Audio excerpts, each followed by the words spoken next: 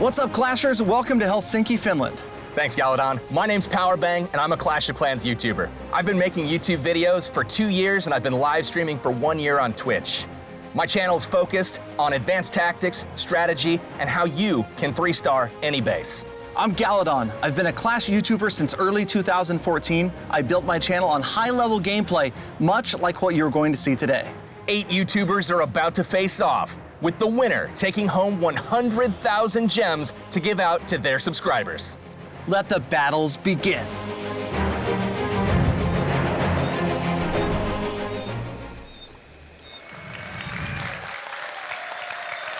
Welcome to Helsinki, Finland. I am Galadon, here with Powerbang, and we are about to bring you the Clash of Clans YouTuber Builder Base Tournament.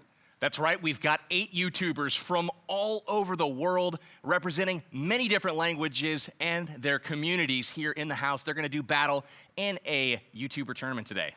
And the grand prize, the winning YouTuber takes home 100,000 gems to give to their community. Absolutely. So a lot of excitement here in the house today. You guys have had a couple of days to play this update. Some great new additions to Clash of Clans. We've got a brand new night village, the night mode that people have been requesting Was it forever. massive? It seems to be here. It was massive. Awesome. It was. What is your favorite part about the update? Oh my gosh. You know, I think that the fact that we're seeing so many different, I mean, none of the troops are exactly the same. You know, the barbarians are raged, the giants are boxers, the archers are sneaky. It's so cool. I mean, it's completely different. It's incredible. So we have some teams in the house. We'd love to introduce you to the players that have journeyed a long way across the world to be here today. Absolutely. Let's start out on the right-hand side. First, we've got from Brazil, Bruno. Bem-vindo.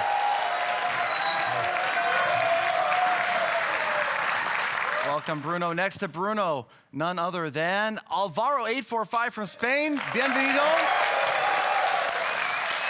All right, and next to Alvaro, traveling all the way from China, Kenneth. Ni hao. And last but not least, we've got Chief Pat, and I learned your dialect just for this stream. What's up, bro? Nice. Welcome, you guys. Awesome. So we've got the team on our right introduced, great players in the house. We've got another team here as well. To our left, let's first start off by introducing from Japan, Keisuke. Yokoso. All right, next up from Korea, we have BM. Annyeong. And then from Germany, we have Itsu. Willkommen. Last but certainly not least, from France, we have Lord Val. Bienvenue. Fantastic. It's so cool to see all these different communities represented, 8 countries, 8 languages, these guys coming together and playing, but we had a little bit of tension earlier today. It wasn't quite all smiles because we had to do the draw. That's right. We got together on one of the couches here, a little bit of anticipation about who was going to match up with who. There's a few players here that have been absolutely excelling over the course of the week, and they might be some feared matchups. So we're going to go ahead, take a look right now at how the draw went down, and we'll find out today who will be matching up with who. All right, it's time to do this. It's time for the draw to see the matchups, how it's going to go down, who's going to face whom. That's right. And you've got the bucket. I've got a huge bucket here. It's got 8 names in it from all of the YouTubers. I'm not sure if there's any dreaded matchups, but we're going to dig into this and figure out who is going to be the first contestant for quarterfinal number 1. Galadon, will you do the honors? I will. I will not look. I will reach into the giant bucket. Ow, what was that? All right, first person drawn is... No, this is cheating. It's Chief Pat. Wow. Rigged. Wow. Rigged. No one would believe that, but... Hashtag rigged. All right, That's for real. That's for real. Chief Pat's going to be the number 1 contender. He's going to be the first contestant, rather. You want to see who he's going to draw? Figure out who he's going to face? Yeah, we'll figure out his opponent. All right, let me get deep up. What you got in there? I don't want Patrick seeing any of this. We'll get somebody. All right. Lord Val. So, Lord Val, Chief Pat standing next to each other. These guys are going to go head-to-head That's our for first round number quarterfinal one. matchup. So, all right. Cool. All right. Let's go. Another? You guys ready? Yeah, round number Let's two. go from this side this time. Quarterfinal number 2, Galadon. Going deep. I've got Keisuke. Keisuke. Keisuke. Okay. Sorry, Keisuke. All Very right. nice. Okay. Now, who is he going up against? That is the question. Hold on, I don't want to look. This is going to be a surprise. Hey, we got Bruno. Play hard. Bruno. Yes. Little friendly rivalry going on there. So, Keisuke and Bruno. all right, quarterfinal. Third quarter final. quarterfinal. It's a hard bucket. This is a It sturdy is. bucket. You guys ready? You guys ready? I've got Kenneth. Where's Kenneth at? Kenneth. We got China represented now. All right. Wow, that bucket sounds full. We're running out. All right. Itsu. This is Kenneth. We got Kenneth versus Itsu. What's the match? All right. So we've got only 2 contestants left, but let's draw it for Who could- dramatic who could they be? effect. Who could could they they be? BM from Korea, and you want to just do the honors? I'm not sure. I wonder who that could be. It's a mystery. He drew himself! Ladies and gentlemen, we have our matchups. We have our matchups. All right, so that is going to do it for the brackets. Let's get back to the studio and see exactly how this is going to shake out and who will win the 100,000 gems for their subscribers. Good luck, you guys.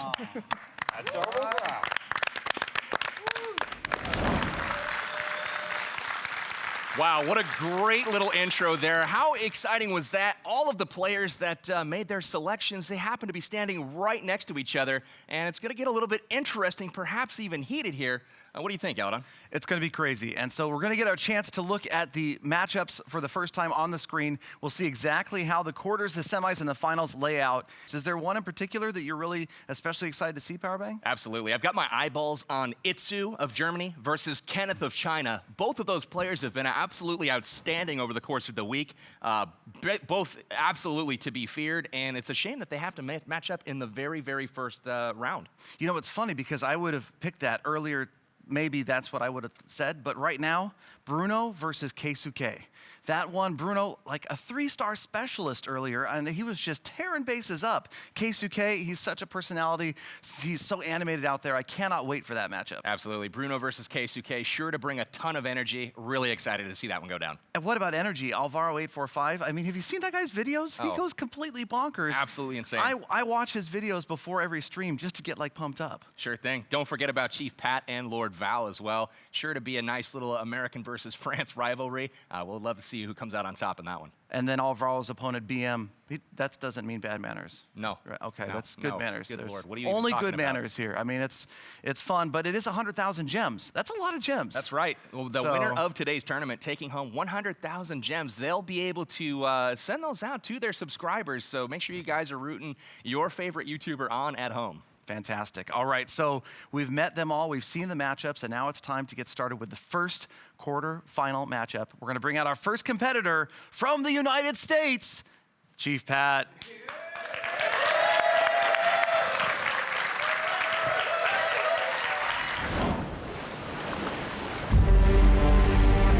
My name's Chief Pat. I run the YouTube channel Play Clash of Clans, and I am from Washington, D.C. in the United States. So the story behind my channel is actually pretty funny. I had never made a YouTube video before Clash of Clans. I just one day decided to hunker down and do a guide for the single player maps, and I actually filmed the video inside of my car.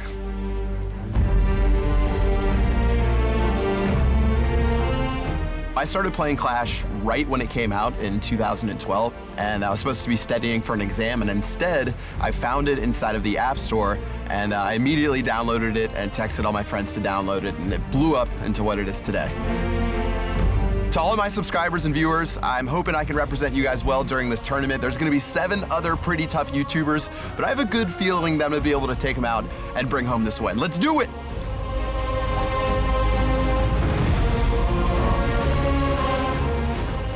voice the character Chief Pat, making a very grand entrance there, but he will be facing a very tough Lord Val from France. Let's go ahead and make your way to the stage.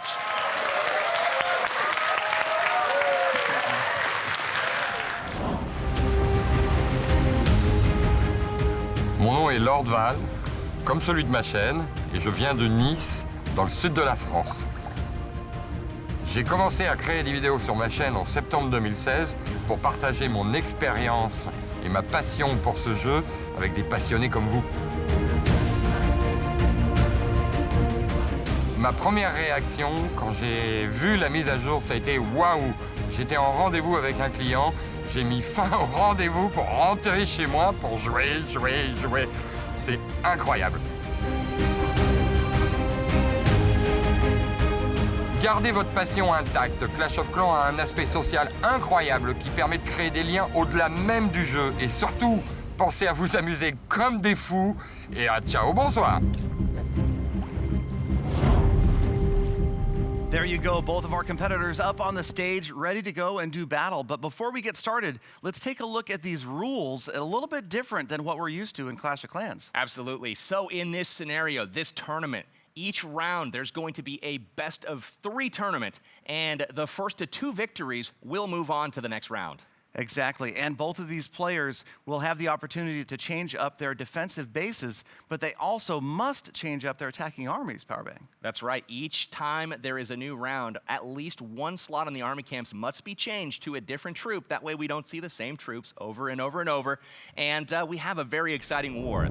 And a couple of my favorite things about this, the fact that you can change troops on the fly, and the fact that you've got 60 seconds to scout, and it's not a worry, you can use all of that if you need to. And baby dragons. Ready. It is all baby dragons. He's coming at it hard. He's putting his faith in those baby drags and their range ability, just like you see in the normal map. What I like about this base is Chief Pat has managed to get the ship into it. At the top.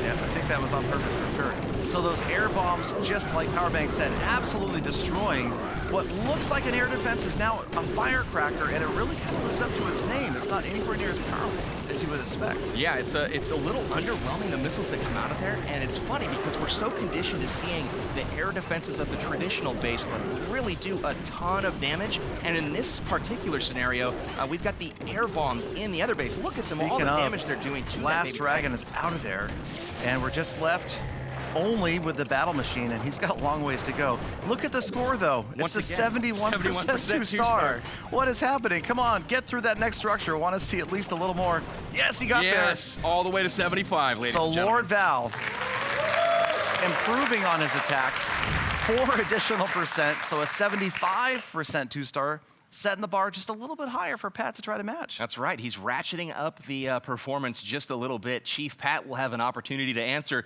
to try to get a point on the board. He needs to beat 75% and, of course, obtain the 2 stars. So he's going to go in just a moment here, look at the base, take full advantage of that new minute timer, and then he'll be able to change out some troops to go ahead and vary up his army. Exactly. You can see it looks like he's about ready to go. Lord Val maybe changed up his base. These guys, remember, have the ability to store 3 different bases, just like in Clash of Clans. You have those bases stored. They can switch them if they want between attacks. Absolutely. We'll see some of that today. We'll point it out while we're doing some of the attacks. The cannon carts are absolutely incredible. But so far, Pat's got the same army as before. He's changing it out right now. What? Rage Barbarians. Unheard of. What?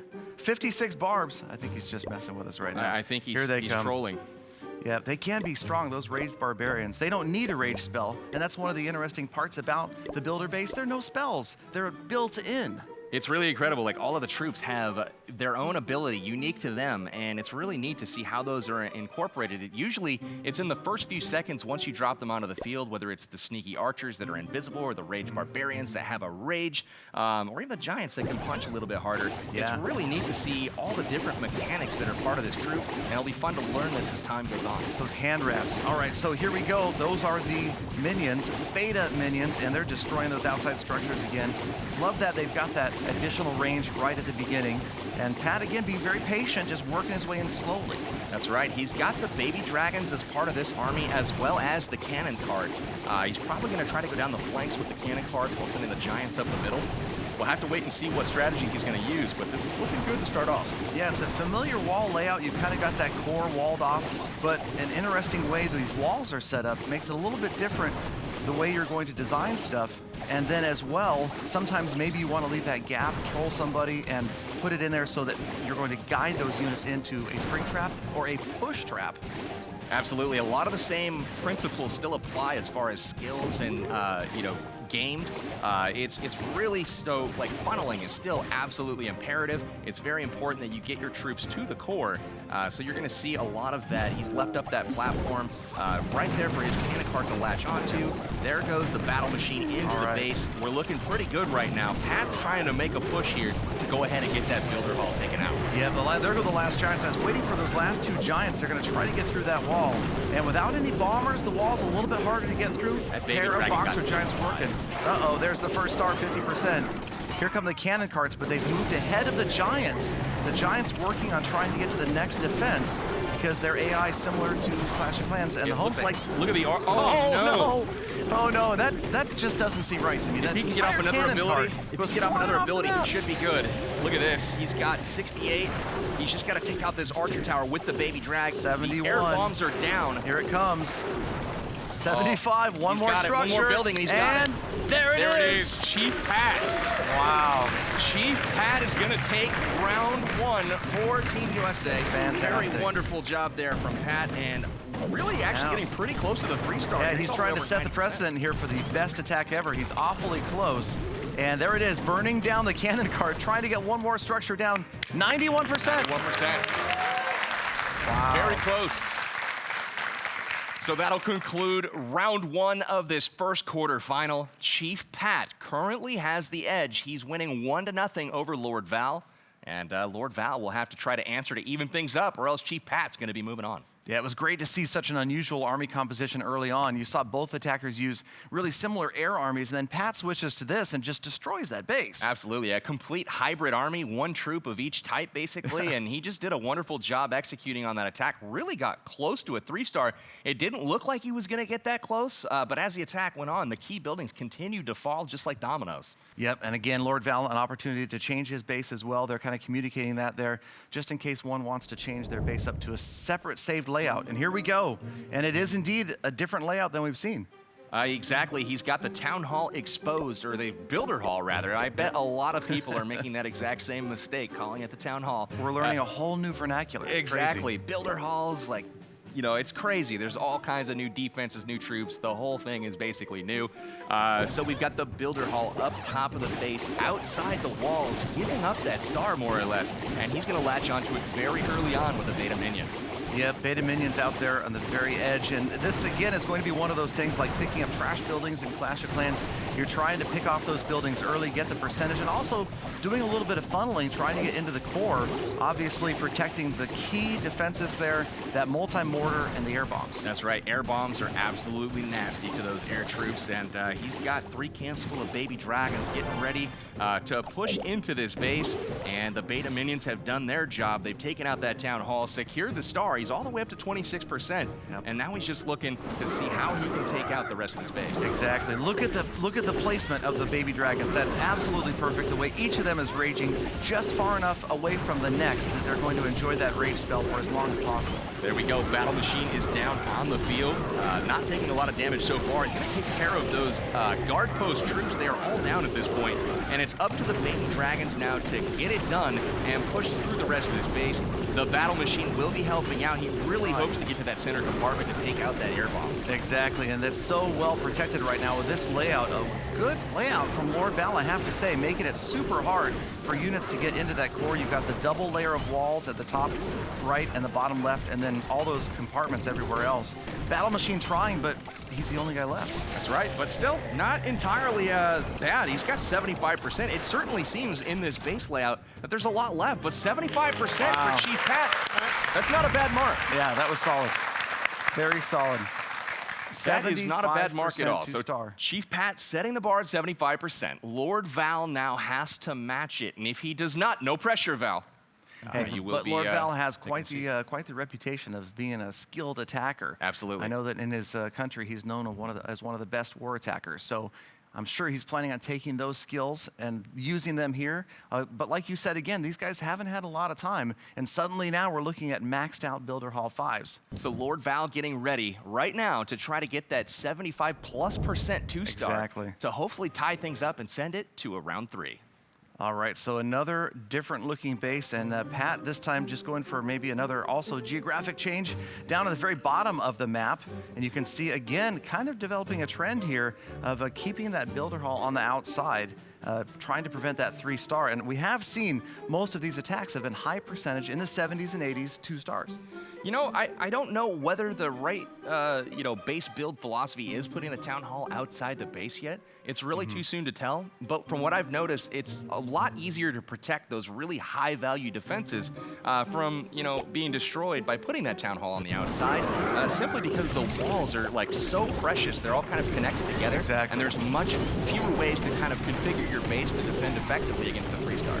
Yep, now see here, you've got those cannon carts trying to avoid the multi-mortar. That is a key right there, as the multi-mortar balls rain down on the defending units. The cannon carts trying to avoid those mortars, and it looks like we're on our way towards the center of the base. Galadon with the mortar balls once again. We've got the cannon carts going down behind the battle machine. Battle machine taking out the air bombs as well as trying to go for the firecrackers.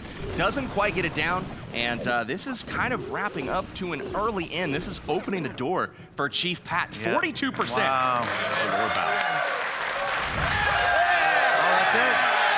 Chief Pat has advanced to the semifinals with a victory over Lord Val, 2-0. So congratulations to Chief Pat. He will be our first semifinalist. That's right. Great job to Chief Pat getting the victory there. Really liked in that matchup there. Chief Pat had a very similar base, but he put it geographically different. First, it was in the left corner. Then it was in the top corner. It's with a wall psychological outside. warfare. You know, I don't know how different they actually were, but it kind of played some tricks on Different. Lord Val and maybe stumped him a little bit. I think so. I think that could have been a part of it. But maybe we should ask Pat ourselves. Was that psychological warfare? Was your intention to move the base around and throw your opponent off that way? You know, I've never been the most skilled base designer, so I just decided to move things around a little bit. I do have to say that first attack was extremely lucky, getting 94% with the battle machine walking around outside. But yeah, the mental warfare with the base movements. I think, the farther away it got from the boat, the more dangerous it got on defense. So. Good point, good point. And the battle machine wandering did kind of remind me of maybe a lost archer queen. All skill. So. All skill. We all know how that Archer Queen tends to wander. Battle Machine doing more of the same for Chief Pat, but to his, effect, it very well.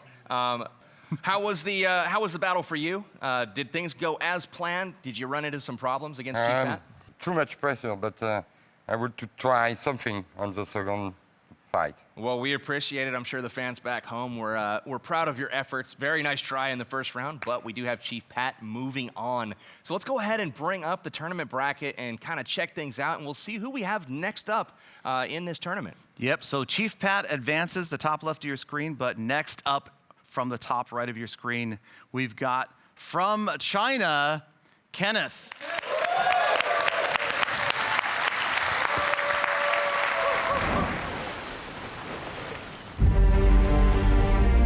大家好，我是 Kenneth， 那我来自中国的，我的优酷频道就是毛豆小班。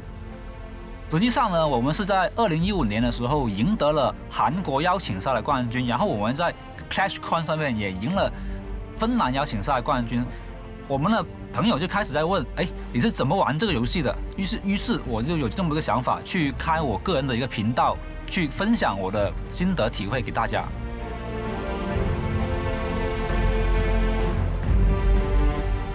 当我第一次看到这款游戏的时候，我的反应是，哇，这完全跟我们过去的不一样啊！那我马上就有想法，就是我要尝试这个游戏，这完全是不一样的一个部落冲突。各位部落冲突的中国玩家们留意了，接下来你们看到的部落冲突更新将跟你过去玩的完全不一样。那我们会在新世界另一头等着你们哦。And Kenneth's opponent, hailing from Germany, the ever fearsome Itsu.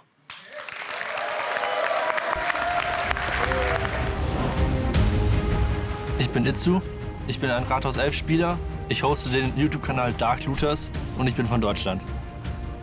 Ich habe vor 2,5 Jahren angefangen, Clash of Clans zu spielen und damals haben wir einen Klassenclan gegründet und ja, seitdem bin ich dem Spiel verfallen. Meinen ersten kleinen Kanal habe ich damals begonnen, um meinem Clan zu helfen und als ich dann den Dark Looters vor circa 1,5 Jahren beigetreten bin, habe ich diesen übernommen und ja, seitdem bin ich immer noch hier.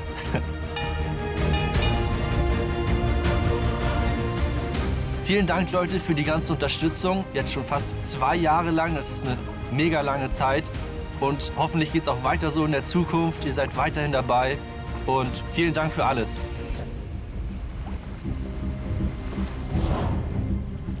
Oh, this is the matchup that I've been waiting to I've been waiting see for this from too. the very beginning. We've got Germany versus China. Itsu versus Kenneth. It's the Battle of Titans in the opening quarterfinal round. Absolutely. These two guys drawing each other's names was exciting. Cannot wait to see both of them in action. I'm personally excited for Itsu's bases. He did tell me that he had 3 great ones saved and a bunch more in his pocket, ready to go should he need to switch them up in later rounds. Absolutely. Let's talk about Itsu's base right now. Look There at it that is. giant open compartment. Wow. And the way he's placed his defense is defending that builder hall really, really good. He's definitely trying to prevent the 2-star here by keeping that builder hall in the center. Let's see if he can be successful with that.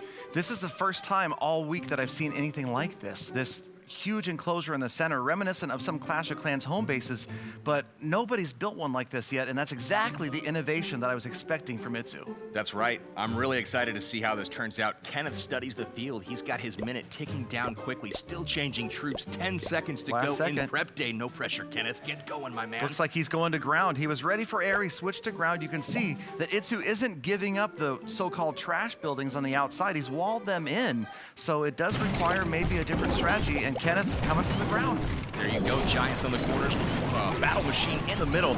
We've got the bombers in behind. Love those bombers. Look at those First bombs look, in front. our first look in today's battle, today's tournament at these bombers, and it's so cool, like you were talking about, Powerbang, indiscriminately all over the place, buildings, walls, Just they don't look at care. 'em. They just chucking bombs everywhere. The walls, the buildings, it doesn't matter. They're just blowing stuff up. They absolutely love it. And they're in on that Builders Hall pretty quickly. 39%. Builders Hall is going to go down for the first star. 42%. Second star is going to be tight, but that big old battle machine just wrecking stuff. Well, until he got wrecked by the Crusher. That's okay. The Crusher crushed him. It's all right. We've got the cannon cart down in the Second core there. star. Really liked how Kenneth decided to come from the side of the base rather than what may have been more obvious coming, from the top left or bottom right where it's more symmetrical. He came from the side, got into the builder hall really quickly, and was able to take it out while he still had the cover of the battle machine. I like that. One of those, maybe a teaser style base where you've got more of the walls on the right, tempting the player to come from the left,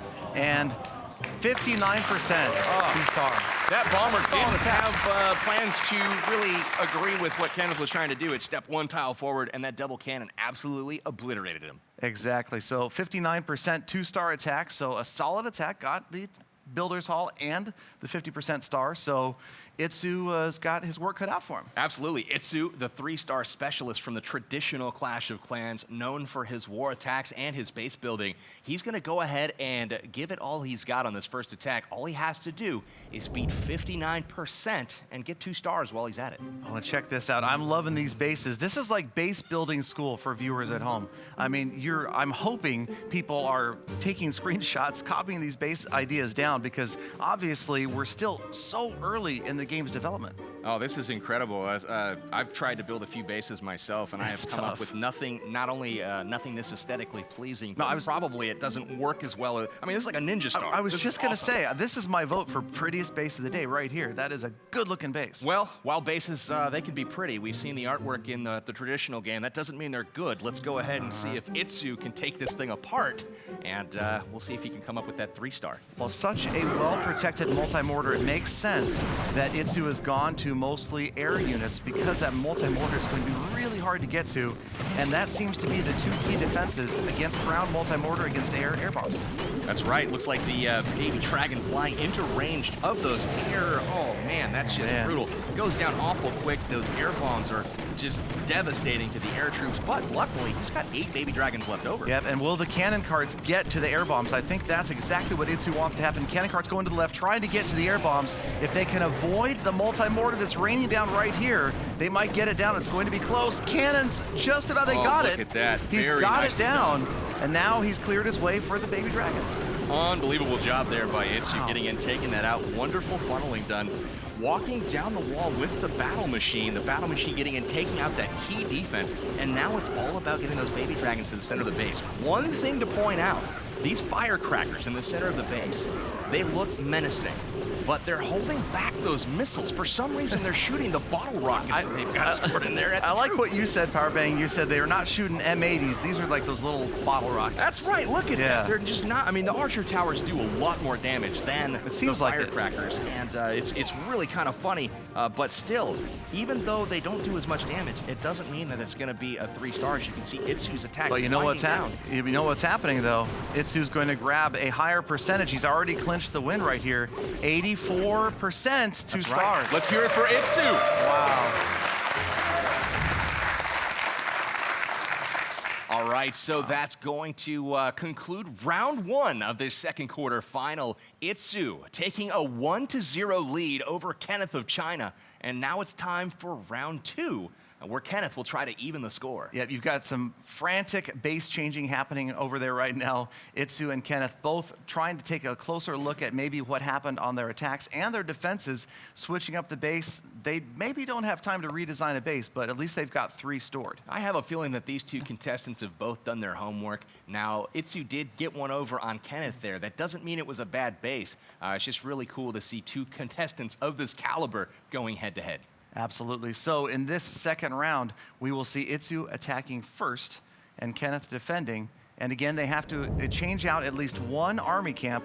And here we go with Kenneth's base. He's followed the Chief Path strategy. I like this. In the corner we go. Look at the natural funneling from the bottom. The walls open all the way to the core. And I'm not quite sure what Kenneth is intending with this, but I bet as we watch the attack, we can probably see exactly how these troops will behave. I'm guessing that he's had some practice over the last day or so. I cannot wait to see the first push trap to spring trap action.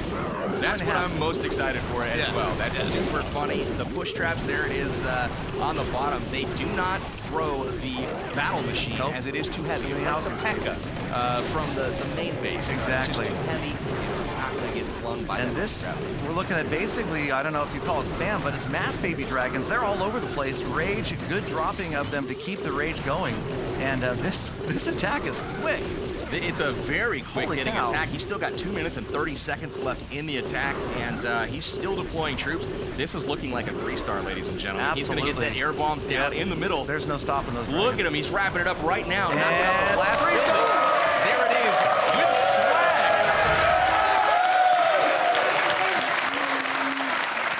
There it is, the very first 3-star attack in the Builder Base, maybe one of the first in the game as we're playing these, at least at Builder Base 5, maxed out. That's right. And Itsu does it. He lived up to his name as a 3-star specialist. That's right. Itsu setting the bar awfully high for Kenneth of China here. Kenneth going in, scouting the base now. He's going to be trying to figure out how he can manage to get that 3-star all the same to force another round. If he doesn't come up successful here, Itsu will be moving on to the semifinals. Exactly, because the way the rules of this tournament work, the best that can happen right here is a tie. So there's no way to beat this 3-star because it doesn't come down to time, it just is stars and damage. So at best, we're looking at a draw for this round, forcing an additional round. That's right. So we'll take it to the battlefield right now. The initial army cook, we've got the Rage Barbarians, Giants, I guess the Boxer Giants, the Bombers, and the Cannon Carts, along with the battle machine here. We will see if this stays and if he changes any troops out, but he's got 30 more seconds to decide what to do. Let me tell you something about those bombers. It is so rewarding to watch the way they annihilate large sections of the base at once. When they go through that many pieces of walls, I don't know, it's just something, I just love the bomber animation. I love the bomber function. I wish my wall breakers back at home did that. Absolutely. The Bombers, when they're chucking those bombs around, I've Jeez. seen them take out 3 buildings at once. It's pretty crazy. incredible what they can do, and there's nothing like seeing a whole entire section of walls completely smashed to the ground. As we wind down the clock here, getting into the attack, Kenneth getting ready to put his first troop on the field. And it's going to be the battle machine first, followed by that pair of the cannon carts. Look at that, the multi-mortar raining down. These cannon carts awfully close to the battle machine. This is trouble. They're getting hit early by the multi-mortar and absolutely getting crushed. Yep, getting ready for that next ability. Will it come around? He's going to get out of range. Look at him escape the damage. No, he didn't escape the damage from the cannons, though. And we lost the battle machine. It's going to be up to the dragons to try to get the job done. Not a whole lot of value there from the kill squad, if you will. Those are the initial troops going into the base, trying to accomplish some sort of objective, take out a key defense, handle the guard post troops, and he's really relying now on the main portion of his army, which are the baby dragons in this scenario, to try to overcome the Tesla, the archer towers, the air bombs, all the firecrackers. It's going to be tough. And all of those were standing after that first mini ground phase concluded. The dragons coming in, having to face the air bombs, the Tesla, like Powerbank said, and the archer towers. I love this effect. You can see the lever right there. They're ratcheted down. They're going to fire at a shorter distance, but faster. That's right, faster, and that means more damage. So there it is, Kenneth wrapping up. He's not going to be able to get to 3-star in this scenario, so that's going to put Itsu over the top, representing Germany, and Itsu will be moving on to the semifinals. Yep. Let's give it up for Itsu.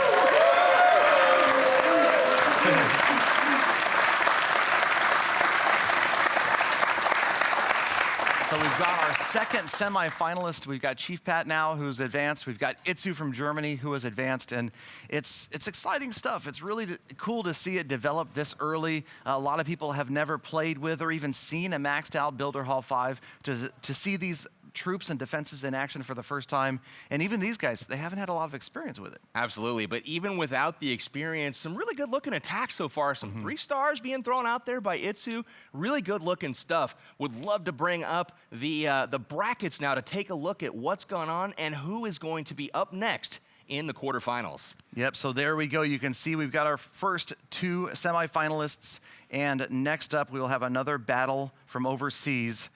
We will go ahead and bring in, from Spain, our favorite Spaniard, Alvaro 845.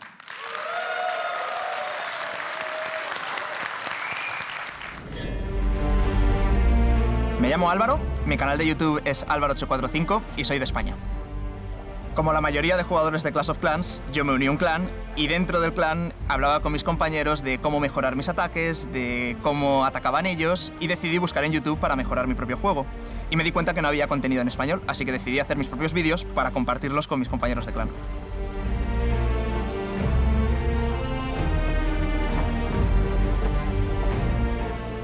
Mi primera reacción cuando vi la actualización, esto no puede ser cierto, es una cosa completamente distinta, es como otro juego dentro del juego y de verdad, tenéis que probarlo.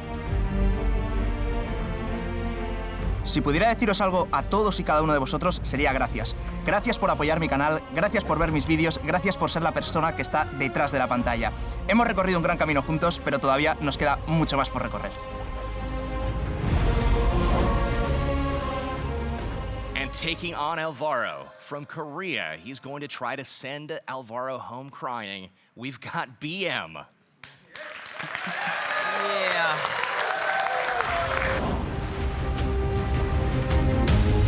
안녕하세요. 저의 이름은 한성일입니다.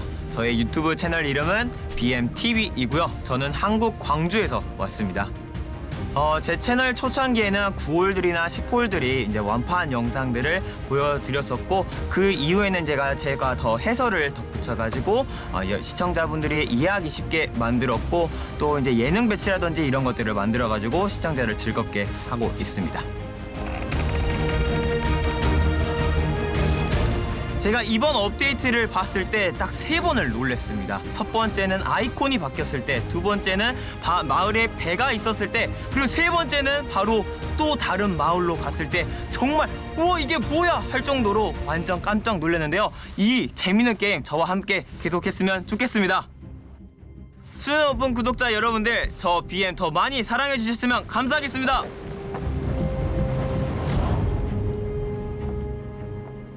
All right, so Spain versus Korea, Alvaro versus BM. It's so cool to see these representatives from 8 different countries, 8 different languages coming together. It's just like the game. It brings people together from all over the world. Absolutely. It's one of my favorite streams that I've had the opportunity to host. Really a pleasure to talk to all types of people from all over the world.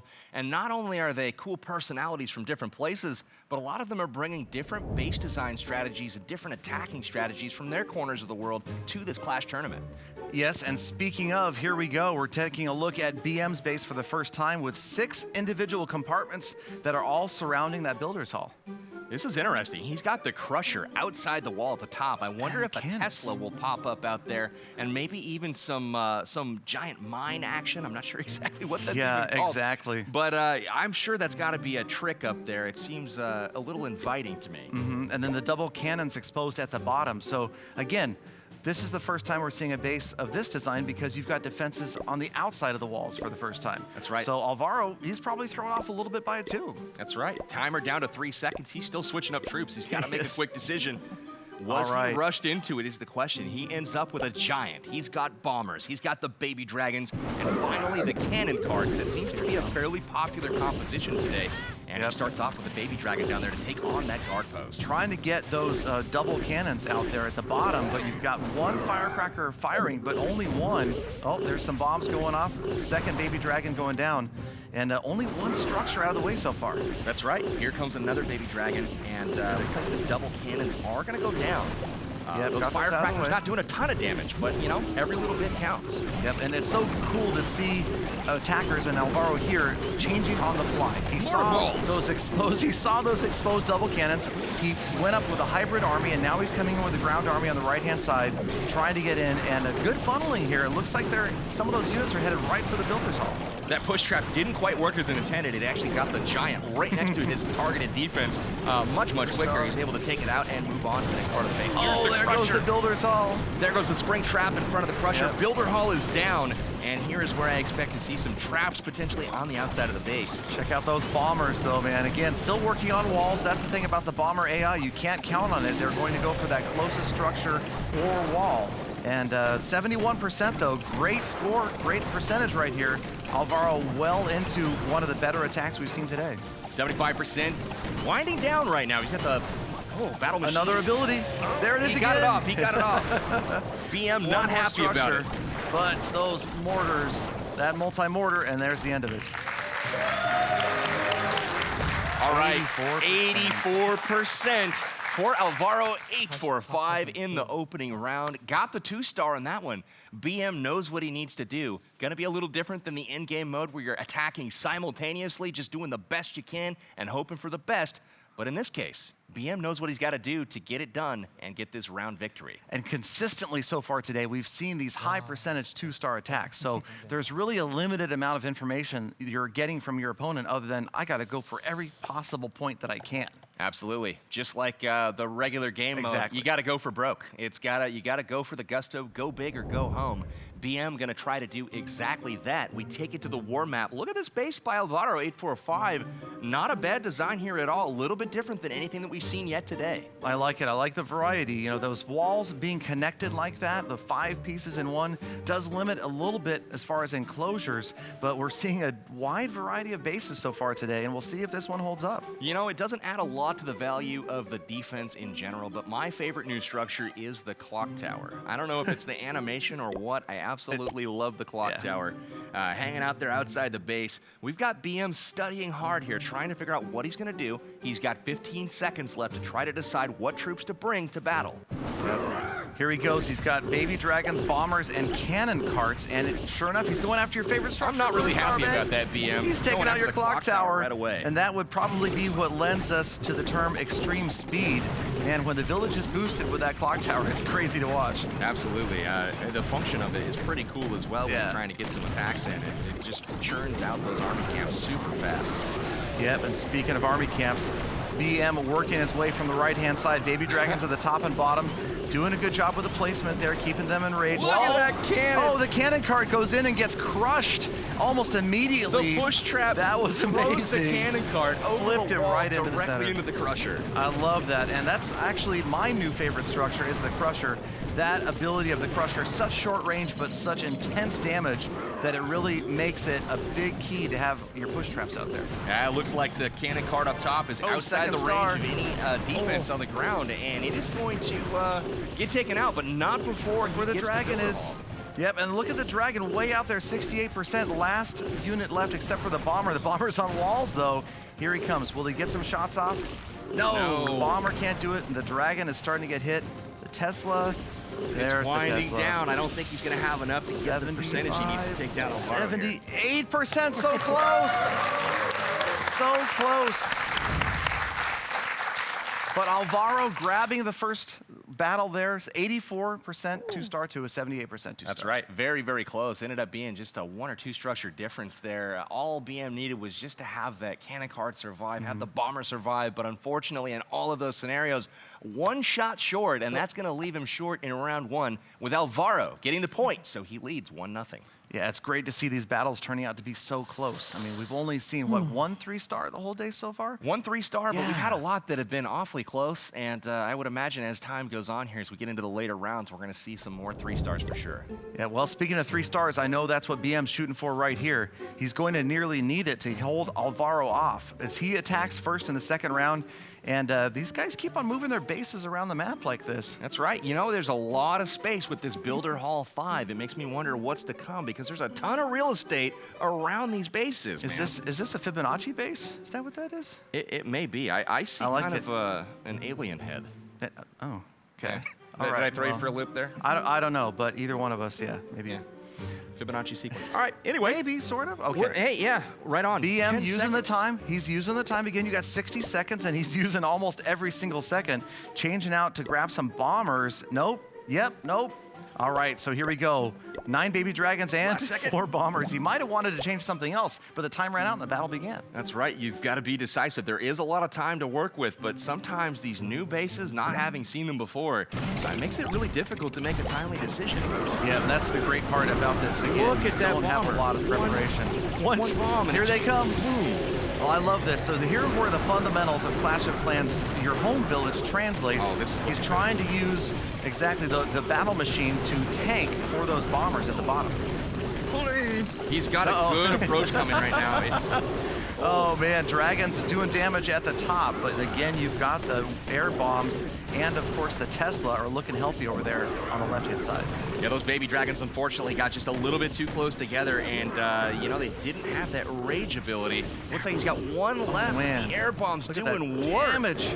Oh man. Oh no, not quite able to get the Builder Hall. There's a good effort there for sure. Ends up with a 71%, not able to get the Builder Hall. No, so just even star. a 50% will get the job done in this next attack if he gets the 2-star. Exactly. So that's where things are a little bit different than what we see when you're playing at home, is that Alvaro saw what his opponent did and knows 50% 2-star and he wins. At home, you have no idea, other than when your attack's over, you go back and you can see, you know, 50% destroyed, Builder's Hall destroyed, 75%. And there's definitely some anticipation there. I'm wondering, is my opponent going to 3-star? Am I going to lose? Where is it going to be? It's that anticipation just like is a lot of tension for me. I'm trying to calm down, but it really works me up sometimes. It does. I don't know why. It just does, okay? You'll be okay. Okay. You'll be okay. Just take the pill, do something. We're gonna get through this, Galadon. Okay, here we go. The true pressure is on Alvaro. I don't know if you knew that, but he's the guy that's got to perform right now. He's got to get that 2-star in the bag here. And luckily, BM has chosen a base that does not give up the town hall. It's in the center of the base.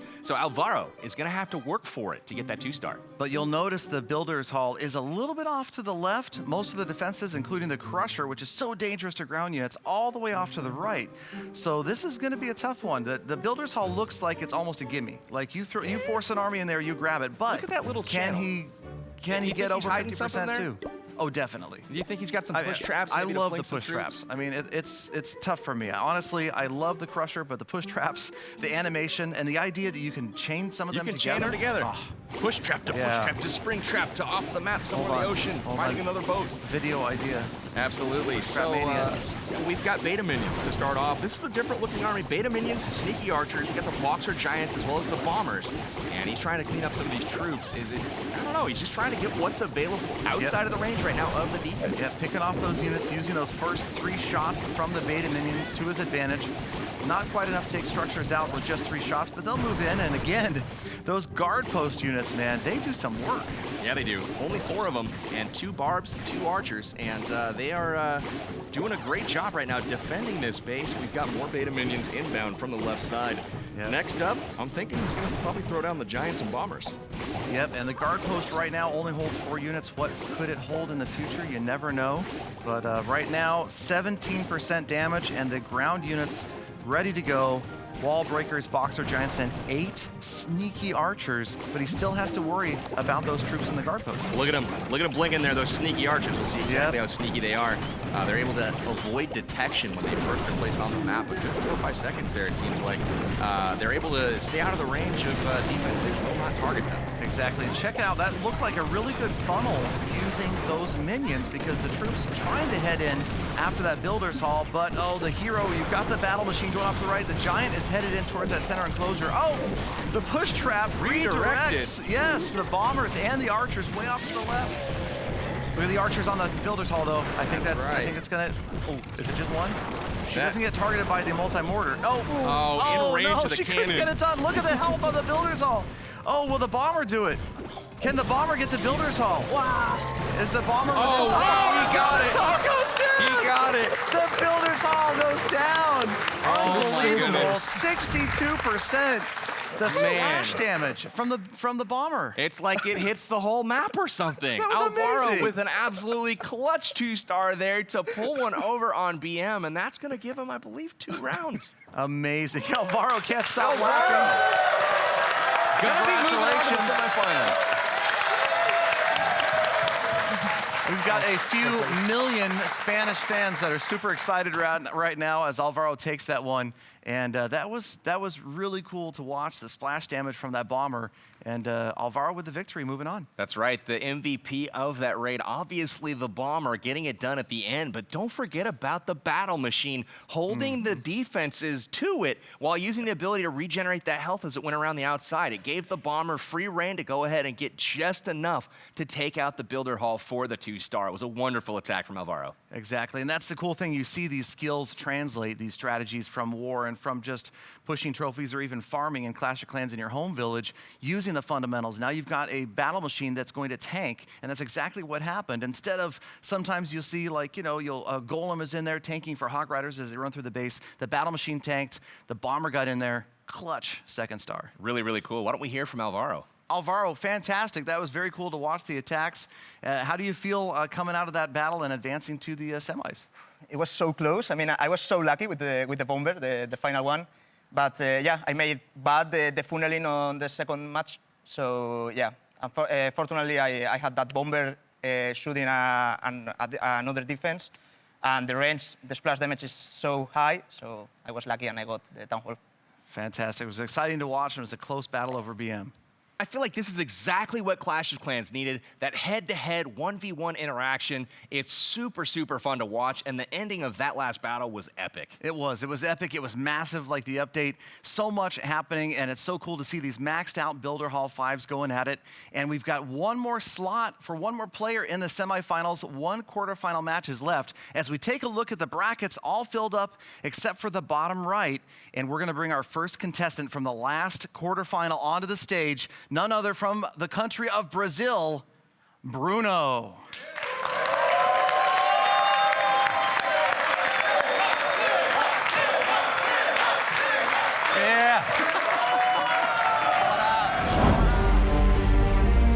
O meu nome no jogo é o meu próprio nome, que é Bruno. Eu sou um centro de Vila 11 maximizado. E o nome do meu clã é o mesmo nome do meu canal, que é Clã Play Hard.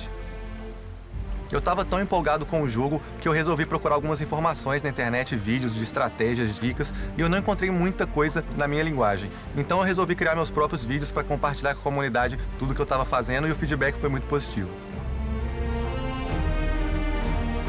Eu tava muito ansioso para essa atualização, e quando eu vi ela pela primeira vez eu acabei percebendo que era muito mais do que eu imaginava. Então minha reação pode ser expressada por essa foto.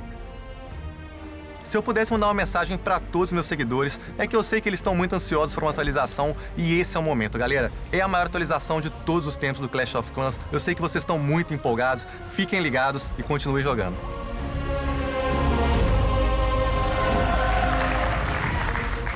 Wow, some ridiculously passionate fans there in-house rooting Bruno on, but we have another contestant to hopefully give him the challenge of his life in the last quarterfinal matchup. From the land of the rising sun, Japan, we have Keisuke.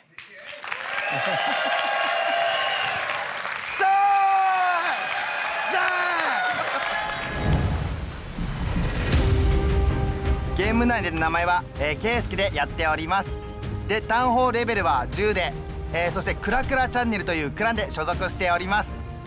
自分の動画はクラクラのなんかネタ系とかあと検証系を載せておりまして、他のクラクラ実況者がやらないようなもうクレイジーな、ビデオをね、毎日投稿しております。My video is very crazy video. Yes. Okay? Okay?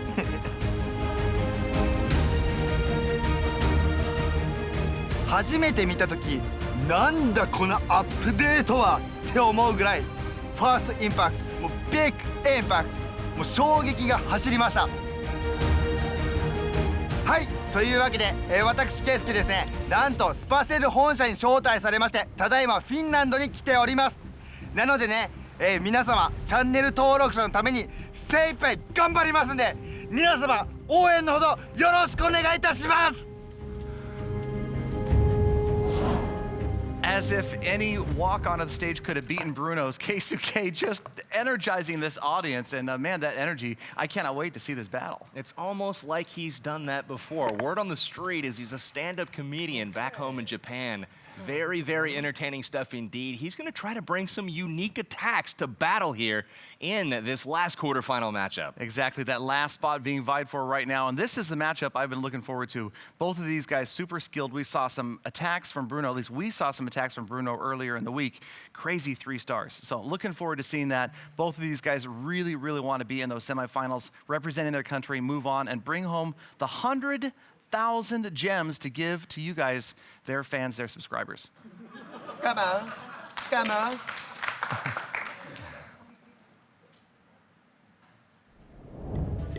All right, here we go. Bruno is ready. He has been scouting for a few seconds, and another first look at a slightly different base setup. That's right, another great base setup here from Keisuke. Oh wow, Bruno already going in. He's got the sneaky archers in on the corners, going down first, getting some buildings trimmed out with giants up the middle, the battle machine in behind, and look at those bombers going right up the gut. They're gonna try to make their way into the center of the base. I like that. He's trying to use the archers to funnel, but man, that multi-mortar just annihilated every archer at the top of the base and just raining down those mortar shells. And now you've got that battle machine trying to get through the wall. Bomber's gonna help out. Look at Keisuke up there. I'm not even watching the battle. Who even cares? He's up there making fun of Bruno, talking some smack. Oh, he's trying to distract Bruno. This is good stuff, man. He's throwing some jabs up there. Second star, and an achievement for Bruno.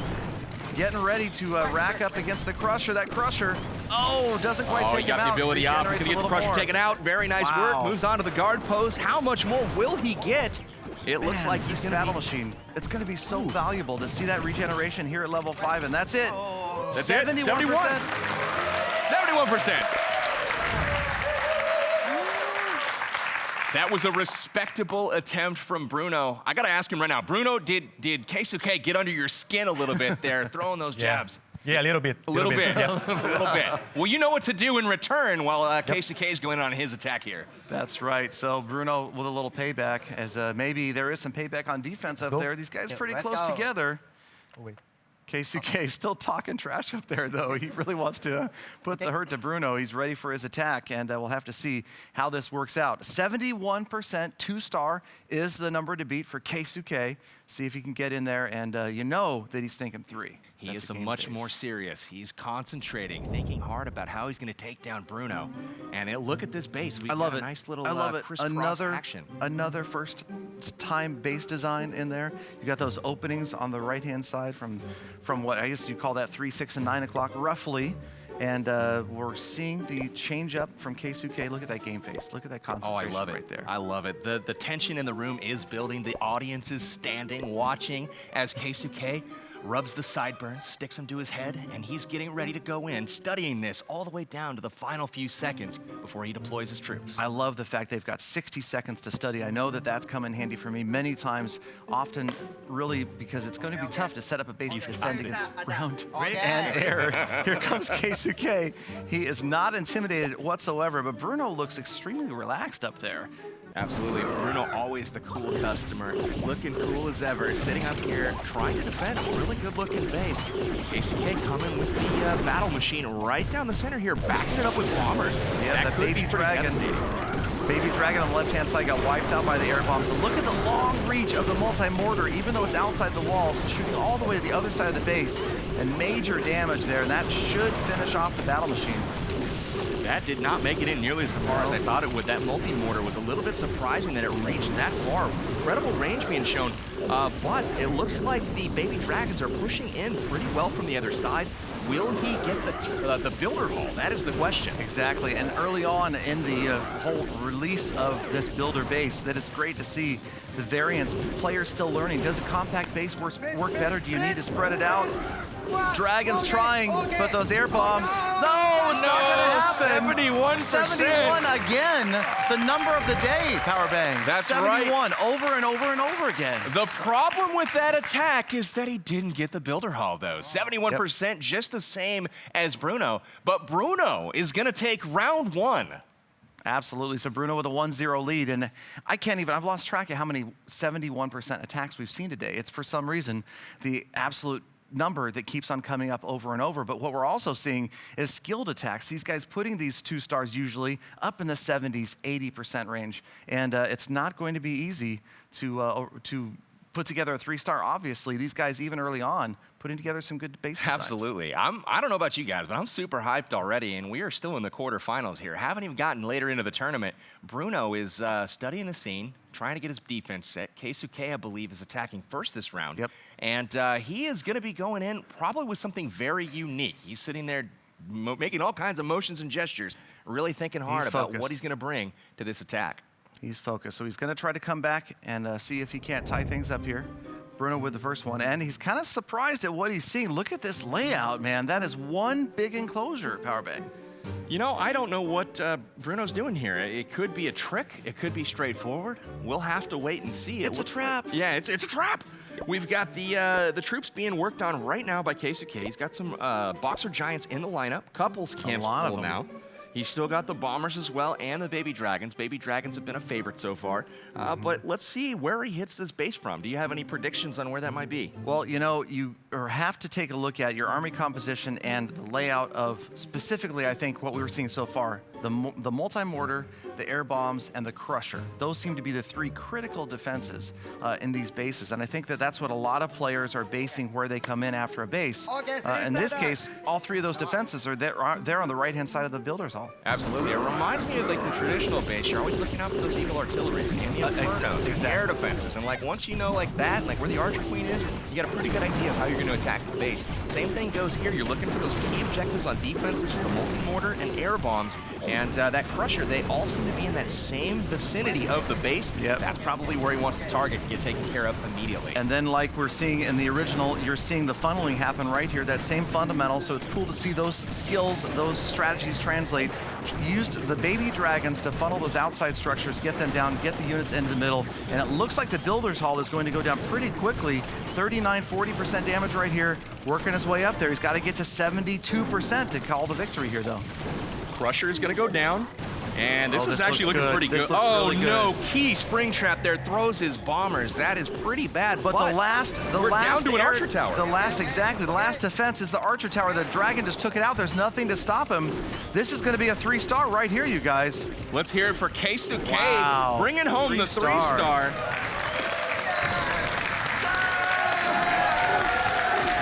Oh, he's pumped up, guys.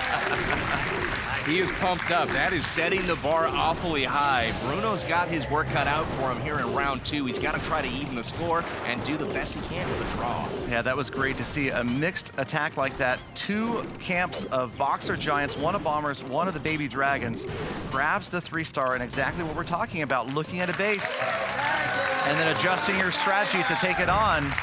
Keisuke not anywhere near intimidated from that first round loss. He's put up a 3-star. Bruno, his only hope here is to grab the tie. Absolutely. Really impressive comeback there from Keisuke. Wasn't phased at all by that opening round loss to Bruno. Bruno still has the point on the board. He has an opportunity to prevent Keisuke from getting a point right here if he can manage a 3-star as well. And having seen Bruno attack before, I know that's in his capability. Exactly. And remember, we talked about the rules earlier, you guys. The attackers have to change up at least 1 of their camps, so they cannot bring the exact same army 2 times. The defender does have an opportunity to switch to one of their save bases. And more importantly, 100,000 gems is on the line. We're getting down. This will be the last semifinal spot. And who knows, could it be your community that gets the 100,000 gems from your favorite YouTuber? We're about to find out if it's going to be Bruno or Keisuke. We're about to find out indeed. Keisuke looking good after that last round. I see some renewed hope for the Japanese fans after that last round. Keisuke looking confident. The crowd rises. We're watching Bruno now study the battlefield, currently with sneaky archers and 3 camps full of baby dragons, and the battle machine looking over this base. He's got the troops down, and the attack begins. And exactly, we're looking at another idea of, are you able to know the range of these defenses? And are you going to have that time to determine which structures you can pick off on the outside? Baby dragons on the far outside.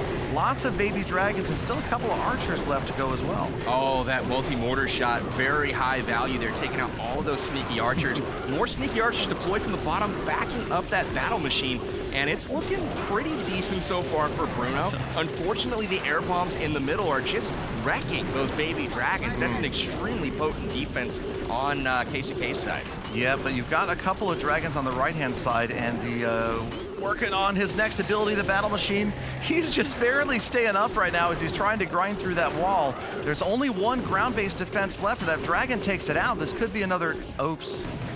Oh, this is going to be He's tough. He's going to get the ability off once again, though. He's going to get it off. Yes, but the dragon's on the builder's hall. The dragon on the builder's hall, and it looks like those air bombs are going to take out the dragon. Oh, simultaneous! He got it. Not quite going to be a 3-star. Not going to be enough. Man, if only that baby dragon had gone to the right to get the cannon down. Oh my goodness, that could have been a different attack entirely. However, Bruno unable to get the 3-star there to cause the draw. So that's going to give Keisuke the victory in round 2, and that's going to even the score at 1-1. Yep, so that 3-star from Keisuke has evened it up 1-1. So this will be the rubber match, you guys. Whoever wins this one is going to take home the advancement to the semifinals. So Keisuke, you ready up there? Bruno, you ready up there? Yep. You guys ready? Okay. This is it for all the marbles. All right. No pressure. The rubber match. Pressure? No pressure. Chief Pat's favorite word. No pressure. All right, so here we go. Bruno looking in on the base, hunched over, thinking it over. Keisuke looking on, maybe a little mockingly, stretching. You can see the crowd standing up. They want to see this up close. He's staring him down. I love it. The tension's building. Now, see, this looks like a base. Maybe we've seen a similar layout before. Those you know, this 4 looks a lot enclosures. like that little Ninja Star base a little bit earlier, except for the centered building instead of the multi-mortar is now the air bomb. Exactly. Which is I not like a bad that. decision. So we talk about the lack of flexibility because you have those walls connected, but we've seen so many different base designs already. I really like the fact that these guys are putting up different base designs, and I hope people at home are taking copious notes. Yeah, look at the push trap moving that giant. Oh, 2 push traps moving the giants to the left side of this base, obviously where he wants him to go. On defense, Keisuke got a nice design going here so far. If you think about it, where those push traps forced the Giants was over to within range of the Tesla. You only have 1 Tesla at Builders Hall 5, so ideal use of the push traps right there, forcing them to within range of another ground defense. That's right. He gets the Builder Hall taken out relatively quickly. Smart decision to come from the bottom and the left side of this map, making sure that the Builder Hall was one of the key targets taken out very early. We've got only a few defenses left now that are still guarding the base. Baby Dragon still alive. This is looking like a very, very quality attack. Gonna be probably a 3-star. It's on its way. There's 1 cannon cart left. The Dragon, and the Dragons are going to do it right there. Oh, the Dragons very nice. surviving. And you just got one This left. one's got no help. Is there an air man, mine? it made it. The crowd almost celebrating too early, Powerbang, because there are still some bombs that could have come in Oh my and gosh. set off on that dragon. We'll see if it makes it to the last one. Is there a bomb? No. Oh gosh, man. that's heart-wrenching. That was close. What if there was an air bomb out there? Holy cow. Bruno celebrating his first 3-star of the round, and now Keisuke is just completely baffled. Bruno and Keisuke, my favorite pair up there so far. Those guys are just cracking me up. Oh, this is great This stuff. is tight. This is tight. Another 3-star, and that's what I talked about earlier. Bruno was putting up some serious 3-stars in practice. He brought the heat there Yeah, for sure, and yeah. you know, it looked like it was much more convincing a little bit early on. You know, approaching 85, 90% in that, couple defenses left, but as he took down those final defenses with 2 baby dragons still in the sky, one of them got taken out by a mine, the other one got hit. It had a sliver of health left, and it managed to survive until the end. It needed like one more shot to go down. So Bruno definitely exciting. getting a little bit lucky coming out with a 3 It's there. exciting seeing these smaller base layouts like this. I mean, they're coming down to really, really close battles. I mean, I like the balance right now simply because it's not, you don't see a lot of 3-stars. These guys are working for it, and even when it is a 3, it comes down to one final defense going down, like you said, in the right order. Exactly. You know, this is crazy. Like, the head-to-head aspect of this new update really is exciting. I mean, it's kind of cool to see this head-to-head mode. Real time, head to head. It's fantastic. I mean, it's great. Yeah. And it's fast. I mean, you've got that 60 seconds. Right now, Keisuke kind of playing with the crowd right now, talking to them about this base. He's seen it before. We've seen this similar base up here in the corner over by the dock. And Bruno hoping that this is going to hold him off and grab him the win and the advancement into the semis. Absolutely. We've seen this base once before, it looks like. And Bruno's going to run it again, and hopefully he has similar success. Keisuke riling everybody up. He's he's going to run down the clock to the very end, but he's got giants, he's got bombers. I like it. Okay, lots of giants going down, all of them right away. Here come the last of the bombers. He's got 2 left, and that is going to be a big push right down the middle right now as they all head towards that builder's hall. Great funneling being done right here. Will the Giants bombers trying to stay decide out of where the to range go. of the defense, though, is the question. Oh, my man! goodness. You lost, it looks like you lost 2 to a spring trap and 2 to a push trap that all it did was force 2 of them further out. And there is the builder's hall. Multi-mortars doing work on the bombers right now. Again, look at the multi-mortar. That is a tough, tough defense. And This there's has a still got second a chance, star. though. I don't know. This has still got a Look chance. at the bombers up there by the clock tower. Where are those multi-mortars going to fall? Uh-oh, there go the bombers at the top.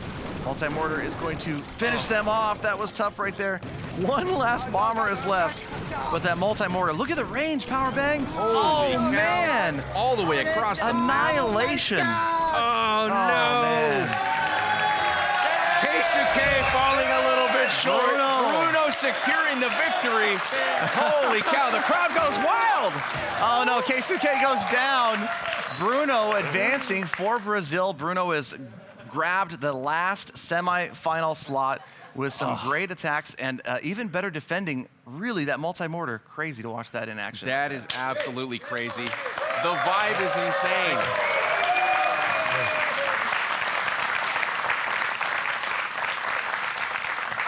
Fantastic battles right there. Bruno for Brazil grabbing the last semifinal spot. And I just tell you, it's still such an education for all of us, I think, because a lot of people, this is the first time they've seen a maxed out Builder Hall 5. And for us, learning the ranges of like that multi-mortar, that thing is shooting all the way across a compact base. It's reminiscent of an Eagle artillery. It can shoot everywhere. But then you've got the Crusher that has the tiniest little range, but it does so much damage. It's insane. You better not get in that range. It'll put some work on you for sure. The vibe in here, guys, is absolutely electric. Can't believe it's only the quarterfinals. Had some amazing stuff go down in the quarterfinal rounds. Let's take a look at the brackets and see exactly who's moving on to the semifinals. We started out with Chief Pat over Lord Val in the very first quarterfinal round, and then Itsu over Kenneth, advancing Germany to the semifinals. That's right, and in the bottom half of those brackets, we had Alvaro 845 coming out with a close victory over BM with that clutch bomber at the very end. Really, really nice stuff for Alvaro. He moves on. He will face Chief Pat in the semifinals, and on the other side, we had Bruno versus Keisuke in an extremely exciting matchup, coming down to that third round where Bruno got the edge over Keisuke. Bruno will take on Itsu in the semifinal over on the other side. side of the bracket. Absolutely. Bruno, well done. And, you know, I was talking about your 3 stars earlier in the week, and you came through exactly like I predicted. Grab the 3 stars there. What's going on over there? You got some advanced attacking strategies early on in the development of the builder base. Yeah, actually, the baby dragons are really strong. Keisuke is a really good player. He's a really funny guy, but I just care about like having fun, and I had a lot of fun there, so that's okay for me. Definitely. Always a cool customer over there with one of the most passionate fan bases I've ever seen.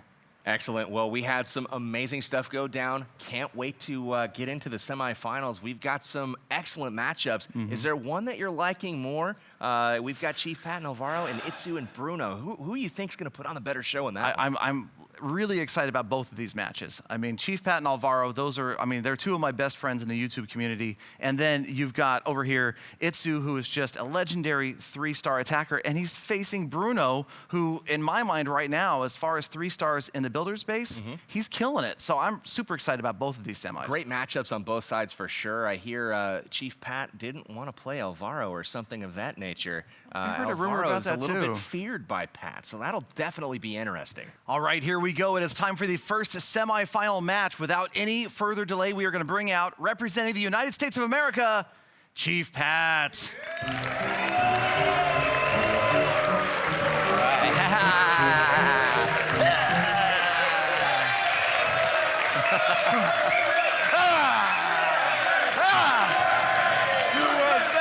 USA! Oh, nice. The hype is real. USA chants coming out of the crowd for some reason. Chief Pat getting a grand entrance. Now, we're going to do the same exact thing from Spain. In the semifinalists on the other side, we have Alvaro, 845.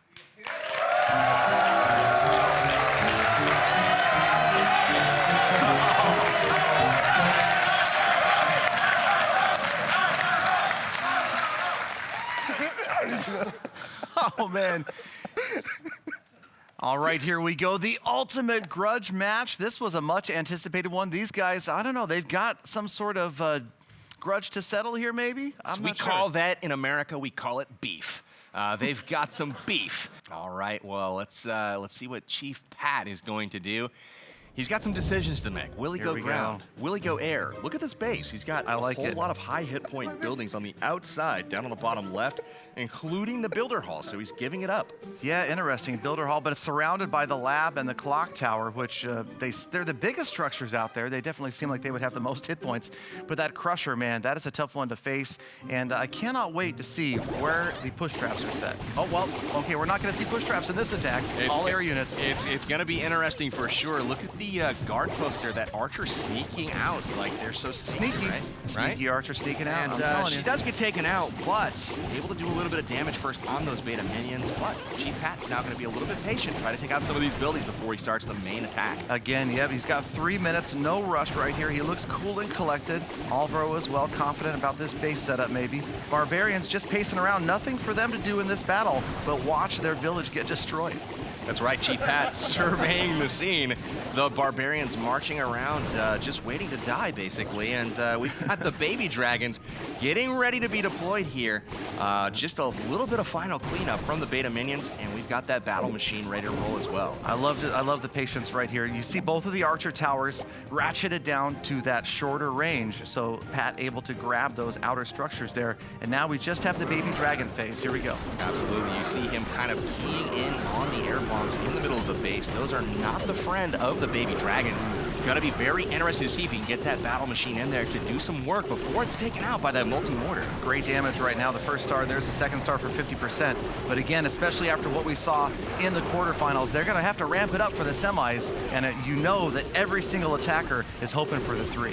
Absolutely. So he's already to 60%, has 3 troops left, and now down to 2, now down to 1. One baby dragon. Still got the battle machine nearly full health. Can he tack on some more percentage here? Doesn't look like a 3-star, but he's got to put the pressure on Alvaro here, as Alvaro's sure to bring a great attack. Now let's see, is he within range? Is that multi-mortar going to be able to hit him from there or not? It looks like it's still going to land on him, and that's going to take him out. The multi-mortar right there, and look at that AI related to the Archer Queen. Chief Pat is stunned. Pat just He's stunned. He feels shocked. that he's been robbed, but in actuality, he wouldn't have gotten any more buildings anyways. Battle machine, obviously trained by the Archer Queen. Absolutely. Fair point there, Galadon. Next up, we've got Alvaro. Alvaro's got to get more than a 75% against Chief Pat in order to secure the round 1 victory. That's a pretty decent score. Scores have all been right around there today, so it's anyone's guess as to who's going to take the round 1 victory here in the semifinals. Exactly. So Alvaro, though, he's shown a lot of skill. Obviously a very skilled attacker in Clash of Clans. We'll see how he puts it to work here in the Builder's base. And maybe a familiar-looking base right here from Chief Pat. Chief Alvaro Pat. is shocked. Alvaro's completely shocked at Pat's base. Where has he seen this before? Alvaro's giggling. This appears to be an earlier base used by Itsu. Itsu, known as the base building genius in the studio right now. Oh, man. Alvaro, he's got to go up against Itsu's base that Chief Pat has cleverly borrowed, between rounds here. I'm thinking this base might need to be called the Itsu because there it is. Early on, we're already seeing players using other bases that have had some success. Absolutely. Well, Alvaro's got to stop laughing. He's got to start concentrating on the battle and, picking the right troops for the job and then deploying them accordingly to go ahead and get that 3-star that I know he's capable of. Yep, so Boxer, Giants, Bombers, Baby Dragons, and Cannon Carts. So he's switching to Barbarians. Last second switch there to the Raged Barbs, and here we go. All right, time counts down. He's got 3 minutes to get it done. And it begins. The Baby Dragons from the top left. They are in range. Look at the Archer Towers. They've got the range on them. Able to hit the outside of the base from there, albeit a little bit slower rate of fire than those shorter towers. Good point. Yeah, they're both set to that longer range, and that's going to put the hurt to those Baby Dragons, but they look like they're not going to get the Crusher down, and that is an important short right there on this attack. The Crusher is still up for now, and he has no more ranged units other than, okay, well, he's got a lot of ranged units left. The Cannon Cart and the Bombers, but we'll see what happens right here. If that Cannon Cart can finish off the Crusher in one shot. No, there was a little more health left. Cannon Cart is going to go down, but so does the Crusher. That's all right. If I close my eyes, there are no more ranged units. Okay, there you go. We've got the Cannon Carts rolling down the side, and we've got those enraged Barbarians, man. Look at them go on the Builder Hall there. We've got one troop kind of luring them away. Look at the battle machine. That might have actually helped him out. Able to use the ability transitions to the Builder Hall down. Gets it taken care of. That's and he is one going star. to Here comes the second star. But oh, look at that. 75% the mark to pass, and right now we're only at 59, and that is it for the Cannon Cart. It's just burning down to the ground. All right. Bomber takes a ride to finish off the base. Chief Pat able to come out on top of Alvaro there. And again, different than what we're seeing in-game right now because these guys are able to see what their opponent puts up on the board. But then again, also, we're looking at one of these guys taking home 100,000 gems to hand out to their community, to their subscribers. So exciting, definitely for people at home rooting for their favorite right now. Absolutely. Hoping that it's their community that gets showered with gems. That's right. Chief Pat putting the United States of America in a very good position. Can the USA receive those gems? We'll see. I think Alvaro just got to look at Pat's base again. And Alvaro, man, he's... Maybe it's his own. Maybe I don't know. Alvaro's base to use against him. Pat, maybe the master base designer over there, not sure. As Alvaro just can't stop laughing. I'm guessing that maybe we're seeing something that's almost identical. What do you know? It's just moved. So Pat using the old geography trick, moving the base up towards the dock again. But man, Pat's base, or Itsu's base. Somebody's See how base. it holds up. I feel like this is Las Vegas, and there's like the Eiffel Tower in the middle of it somehow. It's just not the real thing, though. So Chief Pat, not necessarily the most honorable approach, but it may be an approach that works. So we'll have to see here. Alvaro's planning. The last attack didn't go so hot, and Chief Pat's probably feeling pretty confident right now. Well, I mean, that's the thing. Pat honestly can look at that last attack and say, you know, is Alvaro going to be able to adjust and grab a higher percentage this time, or is this base really holding up well enough that he doesn't need to change it? We know the answer. Now the answer is going to have to come from Alvaro. Can he alter his strategy and grab more percentages this time? I like the adjustments he made with the beta minions up on the top left. The last time he had the baby dragons up there, and unfortunately they remained too close together and they lost their rage. So they got taken out awfully quickly for the amount of value, you know, that he put down on the field. Yep, only 2 beta minions remaining. He's gotten through a few structures on the outside. If we remember that last attack, though, that Crusher right now is still at full health, and the cannons sitting there protecting it. And again, the Archer Towers within range. Again, this is kind of one of those teaser bases where you're tempted to come from the left side, and that's exactly what Alvaro is doing. Yeah, it looks like he's got the bombers in now behind the tanking troops here. And the Crusher is down. Nice. Things looking pretty good. So Alvaro making good adjustments so far. Yep. He's got the full health battle machine in there right now with the ability ticking around. Multi-mortar locked onto the cannon carts there, and that is not good news for Alvaro. Both the cannon carts now burning down slowly. They might get a couple more shots off. Oh, look at the multi-mortar just raining down, man. That is a tough, tough defense. Obviously, we're seeing it centered a lot like we see protection of the Eagle artillery back at home. The multi-mortar just devastating the ground. Multi-mortar taking out the bomber as well. Oh, is he going to get the ability off? Yes, he does, and he gets the builder hull. He grabs 2 stars. Securing the 2-star there. Man, that ability was worth the 2-star at the very end. He didn't have the percentage. He didn't have the builder hall secured. And the fact that he got that off at the last second was worth the 2-star. And now the pressure is on Pat to perform. Yep, exactly. 2 stars, 1 unit right there. That was amazing, grabbing that builder's hall at the last second. So we'll see right now. Again, Pat won the first round, so he's ahead 1-0. So Alvaro putting up a 52% 2-star for that first attack. Pat, got to beat that, got to get the builder's hall and more than 52%, and he advances to the finals. It's crazy. So Pat's studying. I'm really curious to see if he's brought an army that we've seen before today. But I would imagine it's harder to mix that up. But here we go, surveying the battlefield. Alvaro's got a base that looks like it's gone to the corner as well, using the same tactics of having the clock tower and the builder hall and all those high hit points. Yeah, they're all right there once again. Nice little strategy right there that we might see a name for someday, to have those 3 big structures together. Chief Pat, knowing that he just needs a 53% 2-star, I wonder if he's feeling the pressure. Well, he's got to get the stars, but I think the percentage is definitely manageable. All of the high-value defenses again towards the center of this base. First star like that, and then maybe one of the first structures down. So now he's just got to get that additional percentage. There's a really high-value baby dragon there, taking out not only the builder hall, but all of the guard post troops as they came over to fight that single archer that he dropped. Very skillfully done by Pat. And now we've got 8 baby dragons left in the army camps, as well as the battle machine. This is looking really good so far, already securing 26%. Exactly, and if you look where the air bomb's situated way off to the left, all these dragons need to do is grab these outside structures, and a little bit on the far right here where the war machine is, and it's going to be the victory. It's happening really quickly right now. 46-49, here it comes. It's going to be victory for Pat. There it is. There it is. Pat wins it, advancing to the finals. Trolling the audience, thinking about giving it up right there. But he's got it, and he's going to advance to the finals. Chief Pat is going to be victorious over Alvaro. Just a matter of how many percentage points he gets here. That's it, he wraps up. He wraps it up. 75% 2-star. Pat calling mercy there on that attack. It looked like he may have had a shot to get the 3, but he knew that he had enough, only having to get more than 52% on the attack. He did just that. So let's hear it for Chief Pat. Thank you, Itsu. Thank you, Itsu. Thank you, Itsu. USA! USA! USA! Yeah, man. Pat with a quick shout out to Itsu there at the end. I like that a lot. And he's our first finalist. It is intense, and that was great to see. Again, that was just best of 3 for the semis. So we'll have one more semi that's a best of 3, and then the finals are going to be the best of 5. That's very, very true. And as always, the winner will be taking home 100,000 gems to give away to their subscribers. All right, so Chief Pat is our first finalist, grabbing the victory over Alvaro. It was a tight one, but well done, Pat. What do you think gave you the victory there, those base designs? I'm telling you, what happened there? Well, you know, when you've been playing Clash of Clans a long time like me, 5 years, you know, your hands get a little shaky and your eyes get blurry. So instead of designing my own bases, I decided to just borrow one from my friend on the other side over there.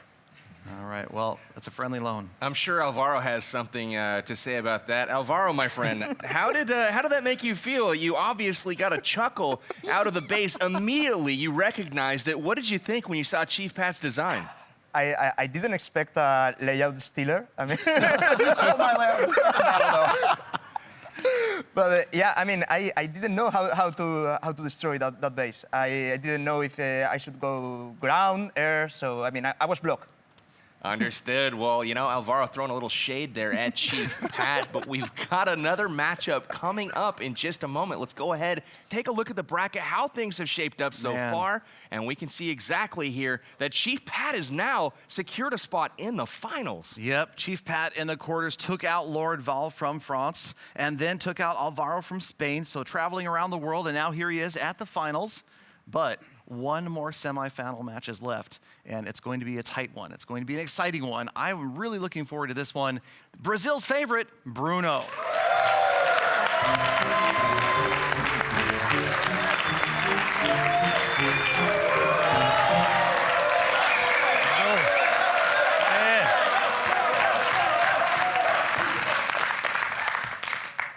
After an amazing performance by Bruno in the first round, he is definitely looked at as one of the favorites to move on to the finals. But first, he is going to have to make it through one of the 3-star specialists we have here in this competition. In the semifinals from Germany, we have Itsu.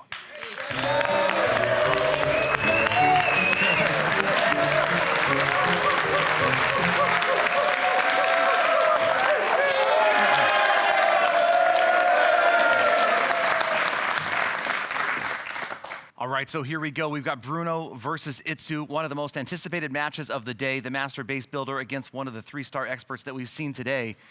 Do you have a favorite right now, Powerbang? I'm thinking Itsu has got the favorite right now from me. I mean, I think he's going to steal one of Chief Pat's bases to use here in this semifinal matchup. So well, here we go. He's got a fierce base. I didn't see this one in Pat's arsenal, so we've got an original base here from Itsu. Yep, so Bruno up first on the attack, and you can see he's taking a look at this base. Again, so much different than we've ever seen from Clash of Clans. The ability to look at a base, break it down, and change your army composition based upon what you've seen. I think this is such a cool wrinkle in the game. It adds so much more. The extra 30 seconds, just critical to have that full minute to think about what you want to do. I can't tell you how many times I have been out farming and I've come across a base that is perfectly set up for the army that I just used 2 minutes ago. And now I can switch it out and actually do a wonderful job hitting the base. So here they come. Going in. He's got the war machine or the battle machine already on the field. The Giants, the Boxer Giants moving in through that opening that the Bombers created. But look at, again, the splash damage from the multi-mortar just about took out all the Bombers and the cannon cart at the bottom. That was the fastest I think I've seen a battle machine go down in this tournament so far. It is gone before you know it, and now the Giants go to the Crusher, and they are getting Watch these Bombers. Watch these Bombers, though. The Bombers on the Builders Hall right here. Look how fast that Builders Hall is going to go down. It's gone. Just like that, 2 stars. Bombers putting out so much damage. Got there, didn't get taken down by the multi-mortars. Doesn't look like a 3-star, but a solid 2-star. The Bomber at the top of the screen working on walls. Hey, you know, you got to do what you got to do. That Bomber. There he goes.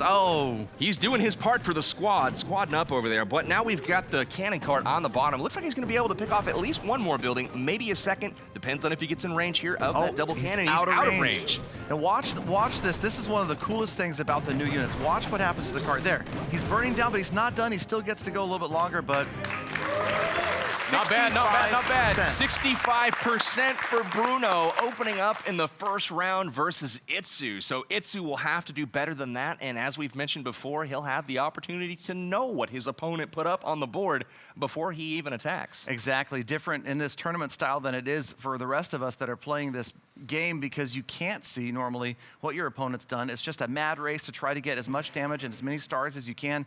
These guys enabling the fact that they can see their opponent's attack, they can change. Do I want to go for percentage? Do I need to go for 2 stars? And, well, against either one of these guys, you almost always have to be going for 3. Absolutely. You know, it's really fun in this tournament format to actually be aware of what's happened. It adds to the drama, it adds to the suspense, and now Itsu going at this base that we've seen Bruno use before. Definitely an opportunity so far for Itsu to at least be familiar with it from watching someone else attack it. And it looks like he's got baby dragons and the cannon cart cooked right now, and that's what he's going to stick with. Yep. And if anybody is an expert at studying previous attacks, scout attacks, you might say, and then altering strategies and trying to increase percentage, it would be Itsu. And sure enough, in come the baby dragons, the cannon carts at the top of the screen, in behind. But look at that tanking of the battle machine, not working out ideally as the cannon cannon carts are taking some damage from the multi-mortar. Here comes the guard post troops. Oh, the multi-mortar locks onto the cannon carts. One of them goes down, burning to a crisp at the moment. Oh, but and look at the other this. one is targeted as well. Nope, gotta Oh, go to no. the... Oh, man.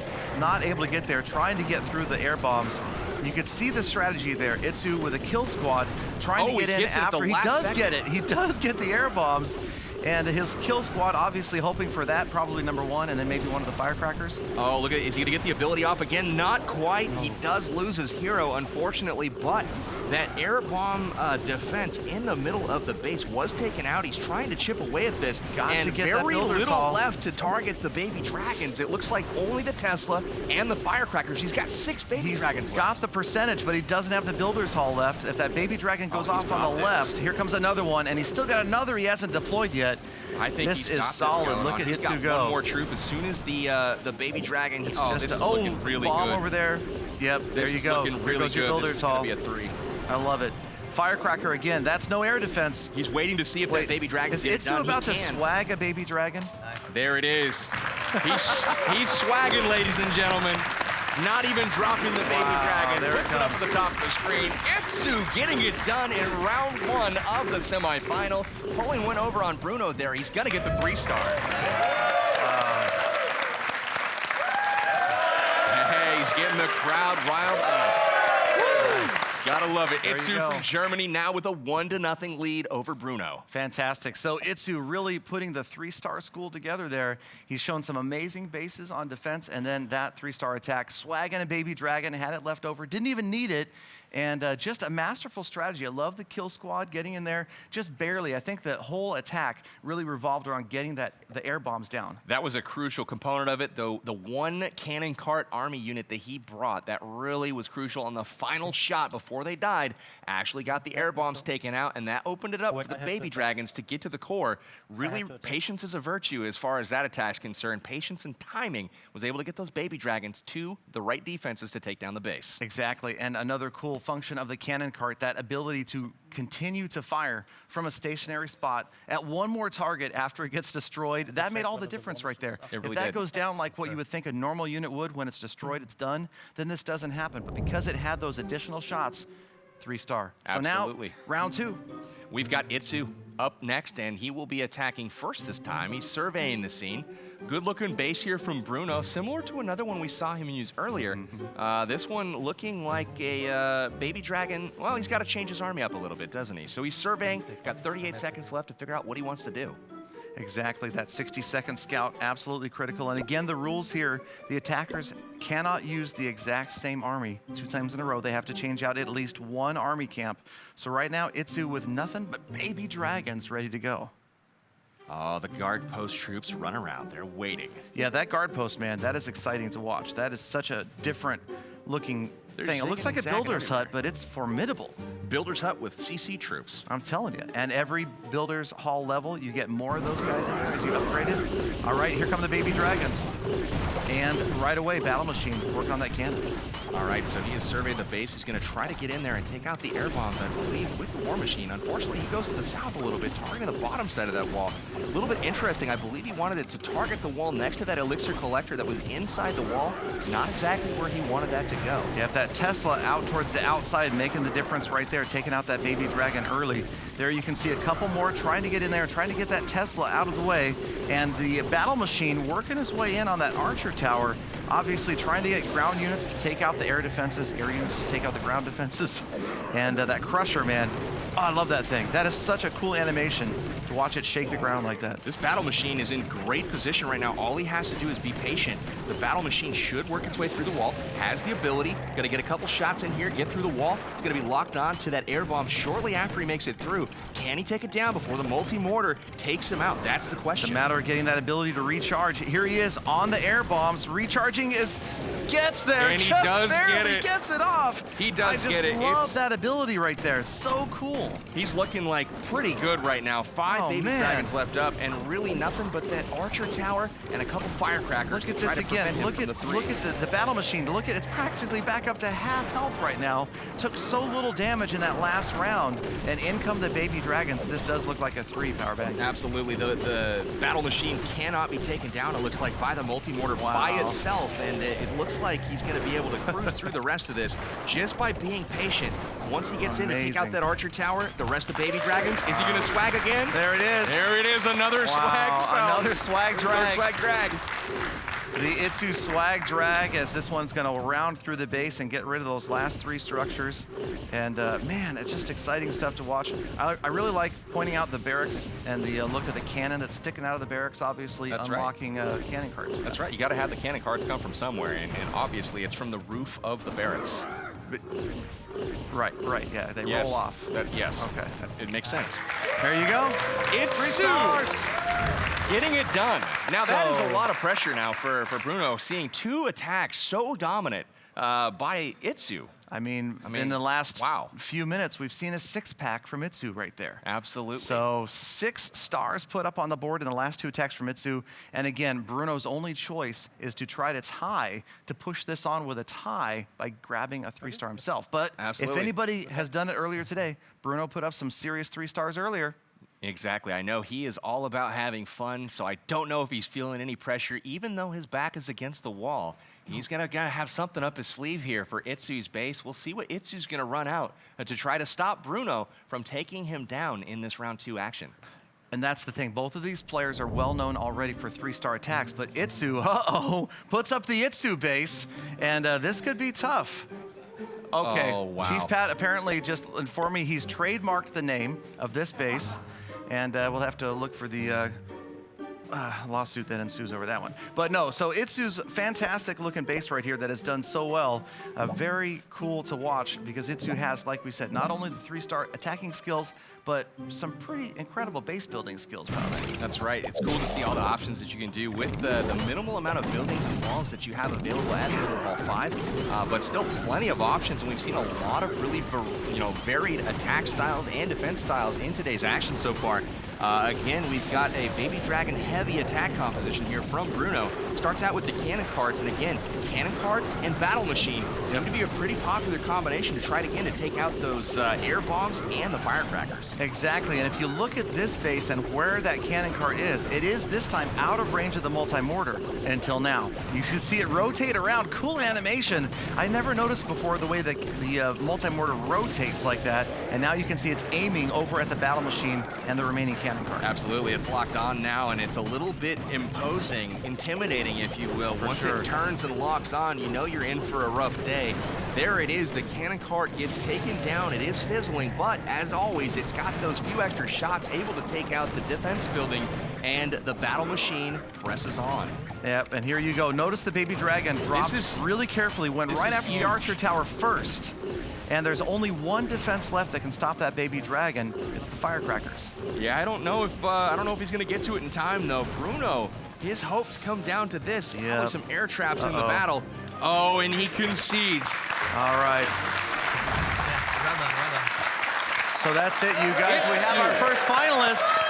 Itsu from Germany grabbing a dominant 2-0 win with 2 3-star attacks, and he's going to the finals. Absolutely. We've got our finalists are now set. Itsu is taking down Bruno here, and Itsu's going to be going up against Chief Pat. This is going to be a very, very interesting matchup, but just incredible action here in the finals and a pretty decisive victory for Itsu. Bruno, you had some 3 stars earlier, but it just, I don't know, are those Itsu's bases really that tough?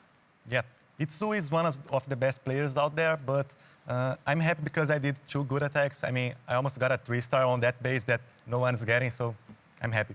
Good point. That was probably the most damage we've seen to that base yet today. That's right. Let's go ahead and talk to our finalist over on the other side. We have Itsu securing the victory over Bruno with 2 convincing attacks. Itsu, what was it that put you over the edge in that one? How did you come up with 2 3-stars in a row to take down Bruno? I think it's a huge difference in the placement of this air bomber defense, and that's all about at the moment. Very good, very good. So Itsu talking about the air bombs in the base and how valuable those are. He made it a point to go after those and really focus on taking them out before he sent in those air troops to take out the rest of the base. Yeah, there's so much to the base design right now with the air bomb range, the multi-mortar range, and even like you talked about earlier, those defending troops, the guard post that paces around can be used to pull the attackers away from the core. Absolutely, and their range, I'm still trying to figure it out. They are going way out of their way to, attack some of these troops. It's really interesting to see how they're, working with the, the defenses to really distract that offense. So let's go ahead, pull up our brackets. We've got pretty much all of them filled out at this point, but we've got one thing left to determine. Yes, one final match, and it's a best of 5 between a couple of players that have just steamrolled their way to victory. We've got Itsu versus Chief Pat, and without any further delay, why don't we bring those players up? Start with the finals. Again, best of 5 representing the United States. Once again, Chief Pat.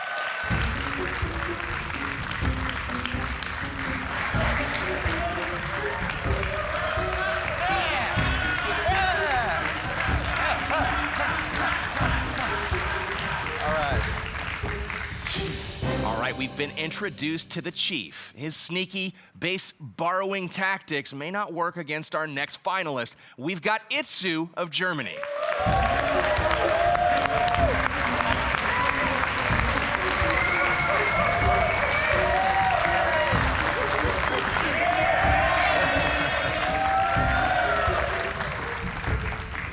There it is. Our finalists shake hands, facing off. Best of 5 for 100,000 gems. That's right, this is it. So those of you based out of Germany, those of you based out of the United States, and any fans across the world following these two YouTubers. Or future subscribers. Yeah, you might click the button now. You might have a chance to win a share of that pot. So this is looking like a pretty fierce showdown. Oh, yeah. Chief Pat is on the attack right here. It looks like he's found Itsu's base, and he's going to have 60 seconds to scout things out and take a look at what he's up against and change his army if he wants. This is his chance to set the tone for the finals. Round 1, the first attacker, Chief Pat, planning his attack. He's got 40 seconds. The crowd is standing, and it looks like there's a lot of tension building in the room. Itsu's got a great base that he's trying to defend with here against Chief Pat. We have seen it before. Was Pat paying attention? That's the question. I like the layout. You definitely are not giving up the Builder's Hall with this one. It's near the core. Obviously, right there, the multi-mortar as well, protected by the double cannons and the crusher. And I don't know, Pat obviously using his time right here. Right now, he looks like he's considering starting with the baby dragons. He's got bombers, boxer giants, and the cannon cards. Absolutely, and the troops are on the field. Starts out with the baby dragon, curiously in range of that firecracker. Although the firecracker doesn't do a ton of damage, it is doing damage. So he's taking down that baby dragon pretty quickly. Yeah, exactly, and the baby dragon has gotten through a couple of structures right here.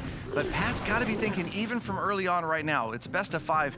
He really wants a 3-star right here. Obviously, Itsu has shown that he can do it. So Pat putting together, dropping. Oh, there goes a giant off the screen.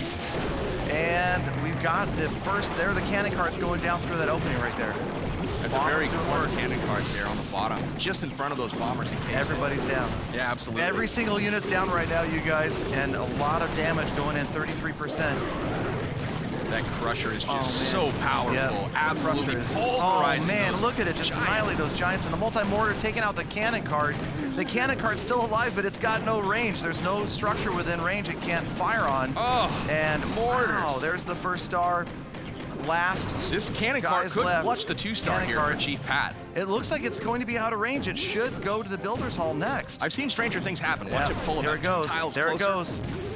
Beautiful. does It is stay out of going to range. grab He the is gonna second get the star, 2-star. you guys. And the bomber adding percentages on the left-hand side right there. The Tesla is going to come into play any second. There it is. Cannon cart goes down. Second star is down. Bomber grabbing 62%. This is looking decent. One more. Oh, it goes after the wall. 62%. So close.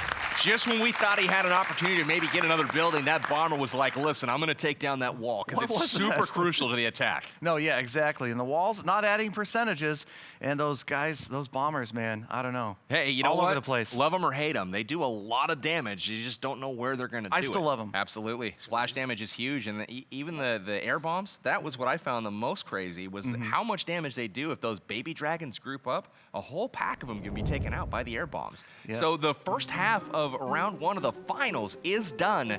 Chief Pat throwing up a 62%. That doesn't sound like it's going to be enough to take down Itsu, but will Chief Pat run one of Itsu's bases against him? Exactly. Doesn't look like it. No, We'll see no, if it looks Itsu like can do there's a good job on change this up. one. Here comes the base, and Itsu already studying Pat, using that geography location, moving his base around, hoping to throw Itsu off. But man, Itsu really closely. Look at the intensity on his face as he studies this base, breaking down the placement of every defense, every structure, focusing just on 63% 2 stars. All he needs to grab that first victory of 5, best of 5, to grab the 100,000 gems. Such a cool environment to clash in. You guys saw that aerial shot at home. I mean, I like to stand on an island with moats surrounding me, There you and go. fires and all kinds of stuff. That's how I clash at home, obviously. All right, so we've got 12 baby dragons right now, nothing but air units. So Itsu using this attack, and remember, he's going to have to change it up in the future. This may be the strongest for this base, but you can see again, also the battle machine doing a great job at the top, and a lot of baby dragons left to come down. That's right. You see that baby dragon peeling off the archer tower from the battle machine. Battle machine continuing to walk around the outside of the base. Push trap activated, but doesn't gonna do work. anything to the battle machine. He continues on. This is looking pretty good Here so goes far. the Still Builder's Hall, 7 first baby star. dragons in the army camp. Yeah, that's a lot of baby dragons left, but again, all those air defending structures in the center, including the Tesla that's working on that battle machine right now, 39%. It's got a ways to go, but maybe out to the right-hand side, some structures that'll be easy for a single baby dragon to take down. That guard post going down was huge. Now he can directly target the air Ability. bombs if he Oh, we needs to. can't get the ability in for the battle machine in time. Oh man, This that is is such getting a awfully huge close. difference right there. 5 left. It looks like he's 59. going to abandon the 3-star attempt and go for the Yeah. percentage victory. Just needs 2 more structures taken down. There's the tie. Yeah. Here comes the win. 4 baby dragons still left in the camps. Not going to be able to get the 3-star, it looks like. Maybe, though. Who knows? Itsu's pretty crazy. But he's going to It's secure going to be the first round victory. Yep, so Itsu with the first round, but again, you guys, the first player to win 3 matches, not just 2 this round. So it's 3 of 5 in this, the finals, to take home the 100,000 gems. Pat not too happy about not taking out that first round, but you know what? We've got a ways to go. Itsu still looks focused. 78% for Itsu. The German fans rejoicing right now as Itsu gets the first round victory over Chief Pat. So there's going to some adjustments need to be made here from Pat on the attack in this next round. Pat looking relaxed, and Itsu smiling as he's getting in there, and we'll have this attack start any moment. Again, this is the finals, you guys. Best of 5 winner taking home 100,000 gems in this, the first ever YouTuber tournament for the Builder base in Clash of Clans. Absolutely. Really, really exciting action all day long. Continuing on into the finals now. 1-0 in favor of Itsu, and he is going in right now on Chief Pat's base, and we'll see if he varies up his army composition substantially or if he just tweaks a troop. Exactly. He's got to change 1, but he might change more. Here come the minions. So the beta minions mixed in, that's probably obviously as similar as you could get to all baby dragons, just to mix in 1 camp of the minions. That's right. You know, typically you're going to see those beta minions used as a funneling troop or, you know, picking off some defenses or, you know, trash buildings on the outside of the base.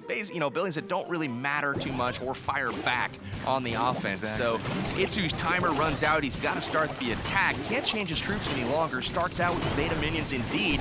Again with the battle machine up at the top of the base. Using that ability, getting things going. Love that battle Just machine. trying to set up those baby dragons here in just a moment. So much fun to watch the battle machine. It's such a cool ability, the fact that it regenerates, that you can use it again and again and again, and it really causes you to have to pay a lot more attention to a little more of what's going on during the attack.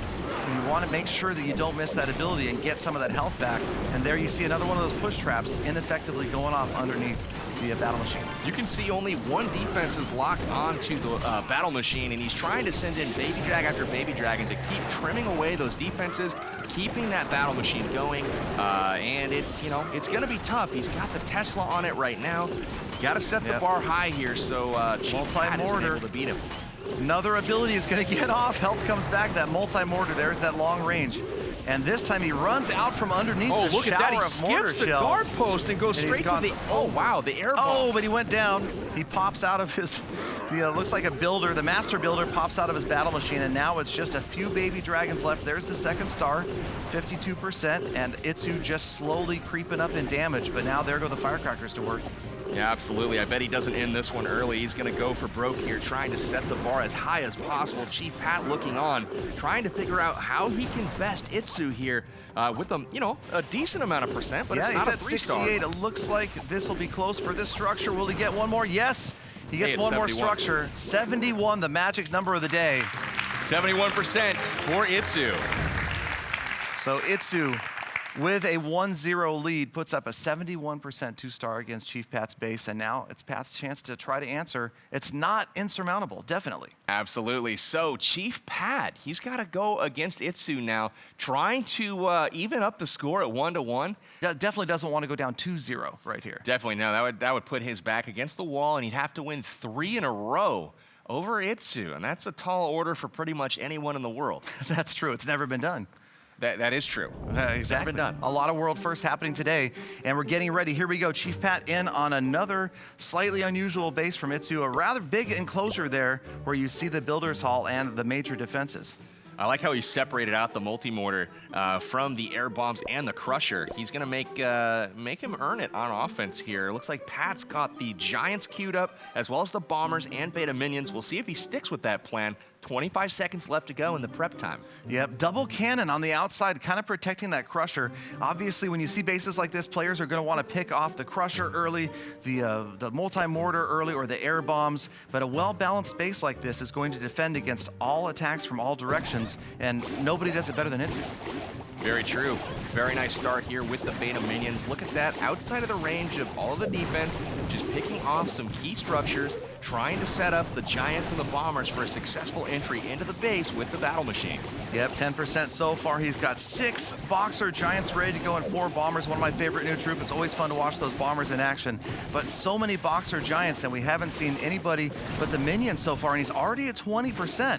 So a pretty good start. He's picked up a lot of structures on the outside, Powerbang. That's right. He's got a great start going so far. He Tesla has pops discovered the Tesla location. That's pretty key. I thought it could have been in the core there in that spot by the air bombs and archer tower, but it is on the outside of the base, and that's pretty key information for Chief Pat as he continues on to try to take this base out. All right, major focus coming in here from Chief Pat as you see him zoom in there, really going with precision right here, trying to figure out exactly the best place to work his way into the center to protect those bombers. Absolutely critical to protect the bombers as they come in. Here come those defending troops on the guard post, and there goes the battle machine on his way in. Unfortunately, the bomber just doesn't feel like hitting the barbarians there. The bombers everywhere go else. for the walls instead. A whole ton of giants, though, are pushing their way forward, and they're doing a great job tanking right now for the bombers Check behind out those them. 2 bombers, yeah. Look at the battle machine as well. Got nowhere to go but the town hall or the builder hall next. Oh, the Look wall's at this. open. There they go. They're going after the Builder's Hall. If he can So you've protect got the bombers here, he's got a and shot the at battle the machine. percentage. He's got the second star for sure. It's going to be about percentage here, and it's all about those 2 bombers. Look It's all at about him the 2 go. bombers. It's not over yet, you guys. 59%. He loses the bomber at the top. He's got the war machine though, Oh, get and the that bomber on ability. the right-hand side. Will the war machine get the ability again? He does. He's got the ability. Another structure, 62%. If he gets the archer tower, Bomber he on the might right, be in good shape. 65. He just needs a couple more He structures. runs out of Here it range. He's comes. going to have time for another ability. It's going to be so close. 68. He needs Oh 2 my more goodness. structures for the win. He's gonna One get the ability structure to again. tie. Here it comes. He's got the ability. Save it for the. Oh He's my got goodness. it. There it goes. It's going to be the last structure Look for at the this, win. ladies The and battle gentlemen. machine clutches it out. Chief Pat evens the score. Battle machine does it. That was amazing. Chief Pat evens the score. What a dramatic comeback there. It looked like it was all lost, but the Oh my battle gosh. machine lifting that on his back, and he is going to carry Chief Pat to a round 2 victory. It's all about the renewable ability of the battle machine. I just love that activity. I just love that. The fact that you can use it over and over again has added so much. There's so much coming to the game, that's come to the game. I got to calm myself down. It's just too much. Can't even handle it. There's so much going on. We are a best of 5, so the next attack does not clinch. It simply gives the winner a 2-1 lead. Chief Pat will lead off the attacking against the Itsu base. It is the Itsu base. The One crowd more is time. standing now, and Chief Pat's going to try to set the bar high for Itsu. Itsu, no doubt, is disappointed by not winning round 2 in such a close fashion there, but Chief Pat is going to be looking to modify his army and come in and do the best he can on this base to start round 3. Yep, 5 seconds left. He's got to switch his armies up and make sure he has something different. He dropped in archers. So 6 of the Boxer Giants, 4 bombers, and also half a dozen sneaky archers to try to get the job done. Pat's got to put some good numbers up here because you know Itsu is ready to come back. You know, one thing I saw earlier on, I can't remember who it was that hit this base, but they came at it from the side and it seemed to be pretty successful. Everyone since has tried to go the symmetrical route coming either from the top left or bottom right, and it hasn't gone so well. Yeah, it might have been Bruno that put up that really solid attack earlier we saw. This is kind of one of those teaser bases. It tempts you to come from the left where there's fewer walls. It looks like it's more open and easier target, but it's not sometimes, as on the right-hand side, you can see you've got those firecrackers in the enclosures and, of course, the multi-mortar that can really reach out and touch someone. Just like it's touching them right now. Ouch! Oh, Sneaky Archer man. is done. Now that multi-mortar didn't lock on right away because the archers are actually sneaky. They're Here kind they of out come. there invisible.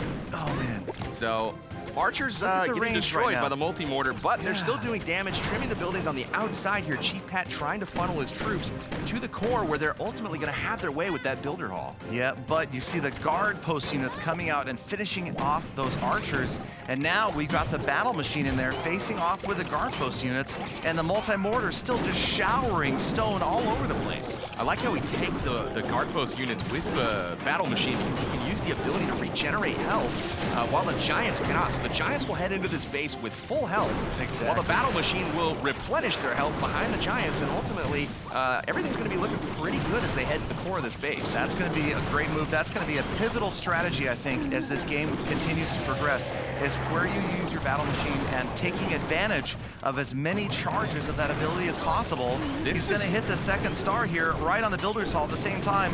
Bombers on the right, This is tanked by that shaping giant. up really good. This is Look shaping at up Pat really go. good. And you can see him up there. He's happy about the progress right Look at the now. He's bombers locked celebrating onto the with it. archer tower on the right side. Will it could go be down it. while the Giant's still alive? Oh, the giant went down, but the bomber is going to finish. No, No, he doesn't get the whoa! archer tower. The bomber, Chief that Pat last bomber on robbed. the right couldn't do it. You got one bomber at the bottom of the screen. He's going to worry about that wall first. And this last tiny bit of wall, that's critical. Oh, There you yeah, go. yeah, Come on. that's key. There, yeah, make here. That is key. Oh, okay. All right, but he's not done yet. Pat's going to cross 70% with this one right here. 71%. So here it comes, another 70. Wait, what just happened? Oh, he killed the building 75. behind it. Is that was that splash damage? Yeah, he splashed the building was behind amazing. that one. Wow, what a range on the bomber. Wow. 75% for Chief Pat.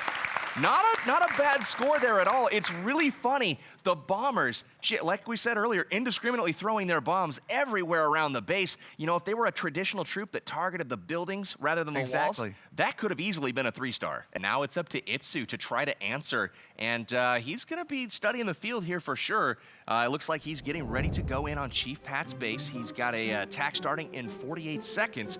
And now it's time to modify the army camps to figure out what type of troops he wants to take to battle. Exactly. I believe Itsu used all dragons last attack. I don't know. There's so many attacks running together now. I'm starting to lose track. But Itsu's got all dragons up this time. So those guys know what they used last time. And obviously Itsu maybe had Beta Minions last time. In one of the So now we've got just 12 dragons. And you see the battle machine going to work on the top left there on the clock tower. I like how he's approaching this base. He's trying to get the battle machine to go inside, and then once he gets inside and can target those air bombs, then he can be a little bit patient with the number of baby dragons that he has left. He's got 9 remaining. It's all about keeping that battle machine alive right now and getting it to go the direction that he wants to. You can see it going through the wall here for the cannon. See how this thing develops. Yep, the Dragon's doing a great job of funneling, just like you said, getting that battle machine to focus on the wall. But the battle machine by himself takes a long time to get through walls. And one of the guard post barbarians came out, and now the battle machine, because that enclosure got cleared out, he's redirected where he's gone. That's right. The baby dragon over there actually did him a favor, got him around to a wall where he didn't have to be through 2 sets in order to get into the next compartment. Battle machine retargets, goes through the wall, uses the ability, obviously hits a lot stronger inside of that ability, and he's able to get in. Exactly, trying to regenerate that health. Only 3 baby dragons yet to be deployed, but a 62% 2-star right now. He's on his way. It's going to be close, but lots of baby dragon power on the right-hand side, and that's going to be key. He got the air bombs, guys. Now he can directly target the firecrackers in 2 different locations and directly target the archer towers. This could be interesting to see how this develops. There's the tie. It's going to be close. One more structure and it's all over, and it looks like it's going to be the firecrackers on the left. There it is, Itsu taking a second win and advancing in this finals 2 wins to 1 over Chief Pat. Very nice work from Itsu there, masterful at his craft. He's just targeting the defenses that he needs to target. Finishing up on this one, this was awfully close to a 3-star again. Had he had one more baby dragon, he would have gotten a 3-star. Yep.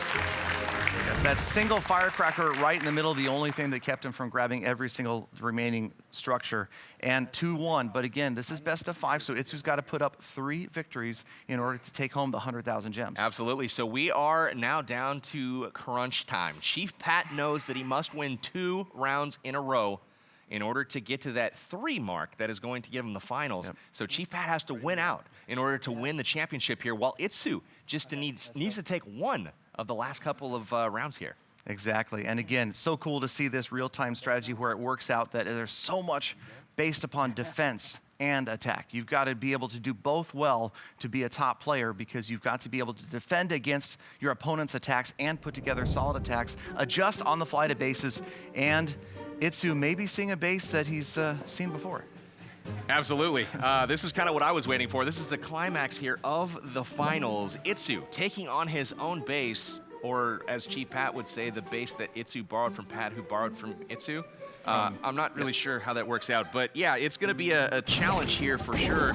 Hitting his own base, which has obviously proved to be very tough to take down. Exactly. This tournament. Super strong base early in this setup of the Builders base from Clash of Clans, and there goes the battle machine on its way. The cannons working hard in behind, and this time you can see the multi-mortar way over there on the left. It's going to be out of range of these ground units, so they're going to have a lot of work done, and hopefully Itsu's going to try to get in and get the firecrackers and the air bombs right there. It swiveled for just a moment. Did you see that? The multi-mortar swiveled. Thought it was going to fire. Uh-oh, look at the cannons. The cannons have wandered around the corner. Smart baby dragon there to redirect those cannons. He really wanted them to go to the air it might bombs. be too late. It's going to be too late for the cannons to come back and get... Nope. But once... Oh, where are they He's going? going to come back. Why not? What? Oh, one gets flung over to the left. He's got to try to get those air bombs down. That is the key right there. Look at the cannon. Look at that. Oh my gosh, the cannon came all the way around, back in support of the battle machine. Battle machine's ability coming back up one more time. Air bombs starting to launch, but guess who's gone? Air bombs are out of it. Air bomb is gone, and that is an absolutely critical building to go down. And just in time, the battle machine does get taken out of the fray here. Another battle machine that suffered the push trap earlier in the raid is now locked onto the builder hall, and he's going to secure the star there. And he's pushing for glory here. It looks like with several baby dragons left in the cans. Archer Tower and that Tesla. Tesla about to go down. Archer Tower looks like it's going to fall. He's got 2 baby dragons left this time. The look on Chief Pat's face tells the story. Baby dragons. Wow. Look at that, Itsu. Oh boy. Oh man, that was a tough There they one go. right there. Itsu with a 3-star. So again, like we've seen earlier, look at that. 4 baby dragons up at the end of this attack. 2 got swagged, and that is a tough mark. Absolutely. For Pat to tie. All right. Pat looking to extend the finals now. That is a tough mark to beat. Itsu, I think he had an advantage there, knowing what was in the base and how to beat it. Seemed to be familiar with that layout, to say the least. Well, that's the thing. I would expect that players that spend hours and hours designing bases, these guys didn't have a lot of time to design these bases, but back in the home village as well, are going to have a little bit of an advantage as to how to break down and how to attack the same base, right? Absolutely. So we are down to the very, very thick of it. Pat has to get 3 stars in order to keep this competition going. So, you know, Itsu definitely has the advantage here. He's got Germany and his fans in a position to win 100,000 gems. I'm You know, excited to there's see some how this thing fans, finishes. there's some fans back home that are absolutely tense, ready to celebrate, but Pat is not done yet. He's been known to come back from being far behind. He needs right here a 3-star attack to cause this round to be a draw and to continue on because he's down 2-1. Best of 5 finals. And I think we've seen this base. This is the base that Itsu's been running for a while now. Absolutely. You got a spring trap there in front of the cannon on bottom that was really harmful to him before. He brought the Giants once again. We'll see if they suffer the same fate. He starts off with the Beta Minions here. He's got Beta Minions, Bombers, and Baby Dragons, a hybrid army to try to take out this base for the 3-star that he so desperately needs to keep this competition going. Exactly, and you've got that multi-mortar right in the center being protected by a pair of double cannons and the firecrackers with the air bombs way off to the left-hand side, and the Archer Tower is set to that smaller range but faster firing. Absolutely. Look at the firecrackers. They are able to reach out there and touch those Beta Minions. Beta Minions doing some work, but still, you know, it's definitely tough to take out these buildings without, you know, that longer range of their first few shots. Once they stepped in a little bit closer, firecrackers able to lock on. Yep, Giant dropping down, guard post patrolling, just smashed the Giant right there, and the multi-mortar and the guard post units taking that Giant out, and you still have all 4 guard post units on the ready. Man, they're fast. Those things, they're roaming around. They're ready to go out there and smash something. So Chief Pat sending a Giant. I don't know if you guys noticed that to try to trigger the spring trap there. It did not trigger any spring trap. No. And Chief Pat a little bit upset. Let's see what happens right here as he sends in some more units. Itsu claims magic. Now there's an air bomb. There was a bomb there instead, and here comes that Baby Dragon. Units moving in. 42% damage, only 1 Baby Dragon left to deploy. Pat's really got the pressure on right here. Not a lot left to do but deploy 1 more Baby Dragon and then hope that he can keep that ability going for the Battle Machine. It looks like the Crusher is having its way with the Battle Machine and the Giant over there. That is a menacing defense. It's absolutely the crucial. Crusher takes out the Battle Machine, and that no. pretty much writes the story right there, you guys. Look at the this. last unit's down. You got a Bomber over here on the left. You got a Baby Dragon left on the right, but it doesn't look good. 68% damage. Pat holding on. But that last Baby Dragon, the Bomber's gone after the walls. More walls going down for the Bomber. With a minute left of this attack, Itsu looking relaxed right now as that Bomber's going to get within range of the Tesla, and that is going to be it, you guys. That is going to do it. Chief Pat giving a round of applause to Itsu. Wow. A very, very, very amazing performance by Itsu.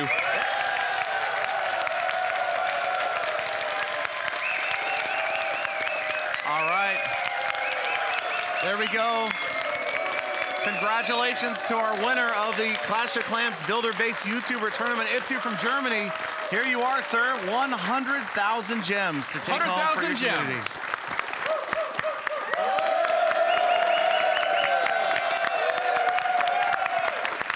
And as our runner-up, Chief Pat, I've brought you a delicious chocolate cake.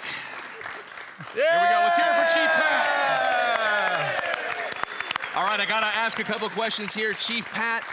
You know, playing the update. What did you think, man? You know, the update is a lot of fun. I have to say, you know, doing all these different Clash of Clans live streams, this is by far my favorite one. The real-time strategy is amazing, so super excited for the update. It's really awesome. That's awesome. Good to see you do so well in the tournament, making it all the way to the finals. I feel like we've seen you here in most of the tournaments you participate in. Way to represent the US of A. Nice work, man. Yeah, I tried my best. I think it's rather fitting that the match that I ended up losing with was when I used his base. He ended up crushing it, so it was a perfect fitting to a really fun stream, so I'm really happy I got second place. Absolutely. Congratulations here for Chief Pat. Good job. All right, and Itsu, do not feed me that. You are our champion. You came out and put on a school of 3-star attacks. The bases that you built have already been copied as of today. Maxed out Builder Hall 5, really showing how it's done. Congratulations, and do you have any secrets, anything you can pass on to people that what happened out there? You just destroyed everybody you came in contact with. I think sitting alone at home and trying your bases is kind of good. You definitely knew how to build them and break them down. Yeah, so that was the key. And I think Pat showed that in one of his matches. And yeah, it was a great tournament. Well, thank you again, Itsu. Once again, congratulations. First ever champion right here, you guys. Congratulations, Itsu. All right, guys, we've had an amazing tournament here today. Fantastic performance from all 8 YouTubers from around the world. Hopefully all of our international viewers really got a kick of seeing their favorite YouTubers up here doing battle on the brand new Builder base with all the new defenses, all the new heroes, troops. I mean, absolutely incredible stuff. I can't wait to get back to playing it. Galdon, you got any final thoughts? That's going to do it. It's going to wrap it up. Thank you guys at home. Thank you, Powerbank, for being here with me. All these fantastic YouTubers, everybody in the audience. Enjoy the update. It was amazing. See you guys next time.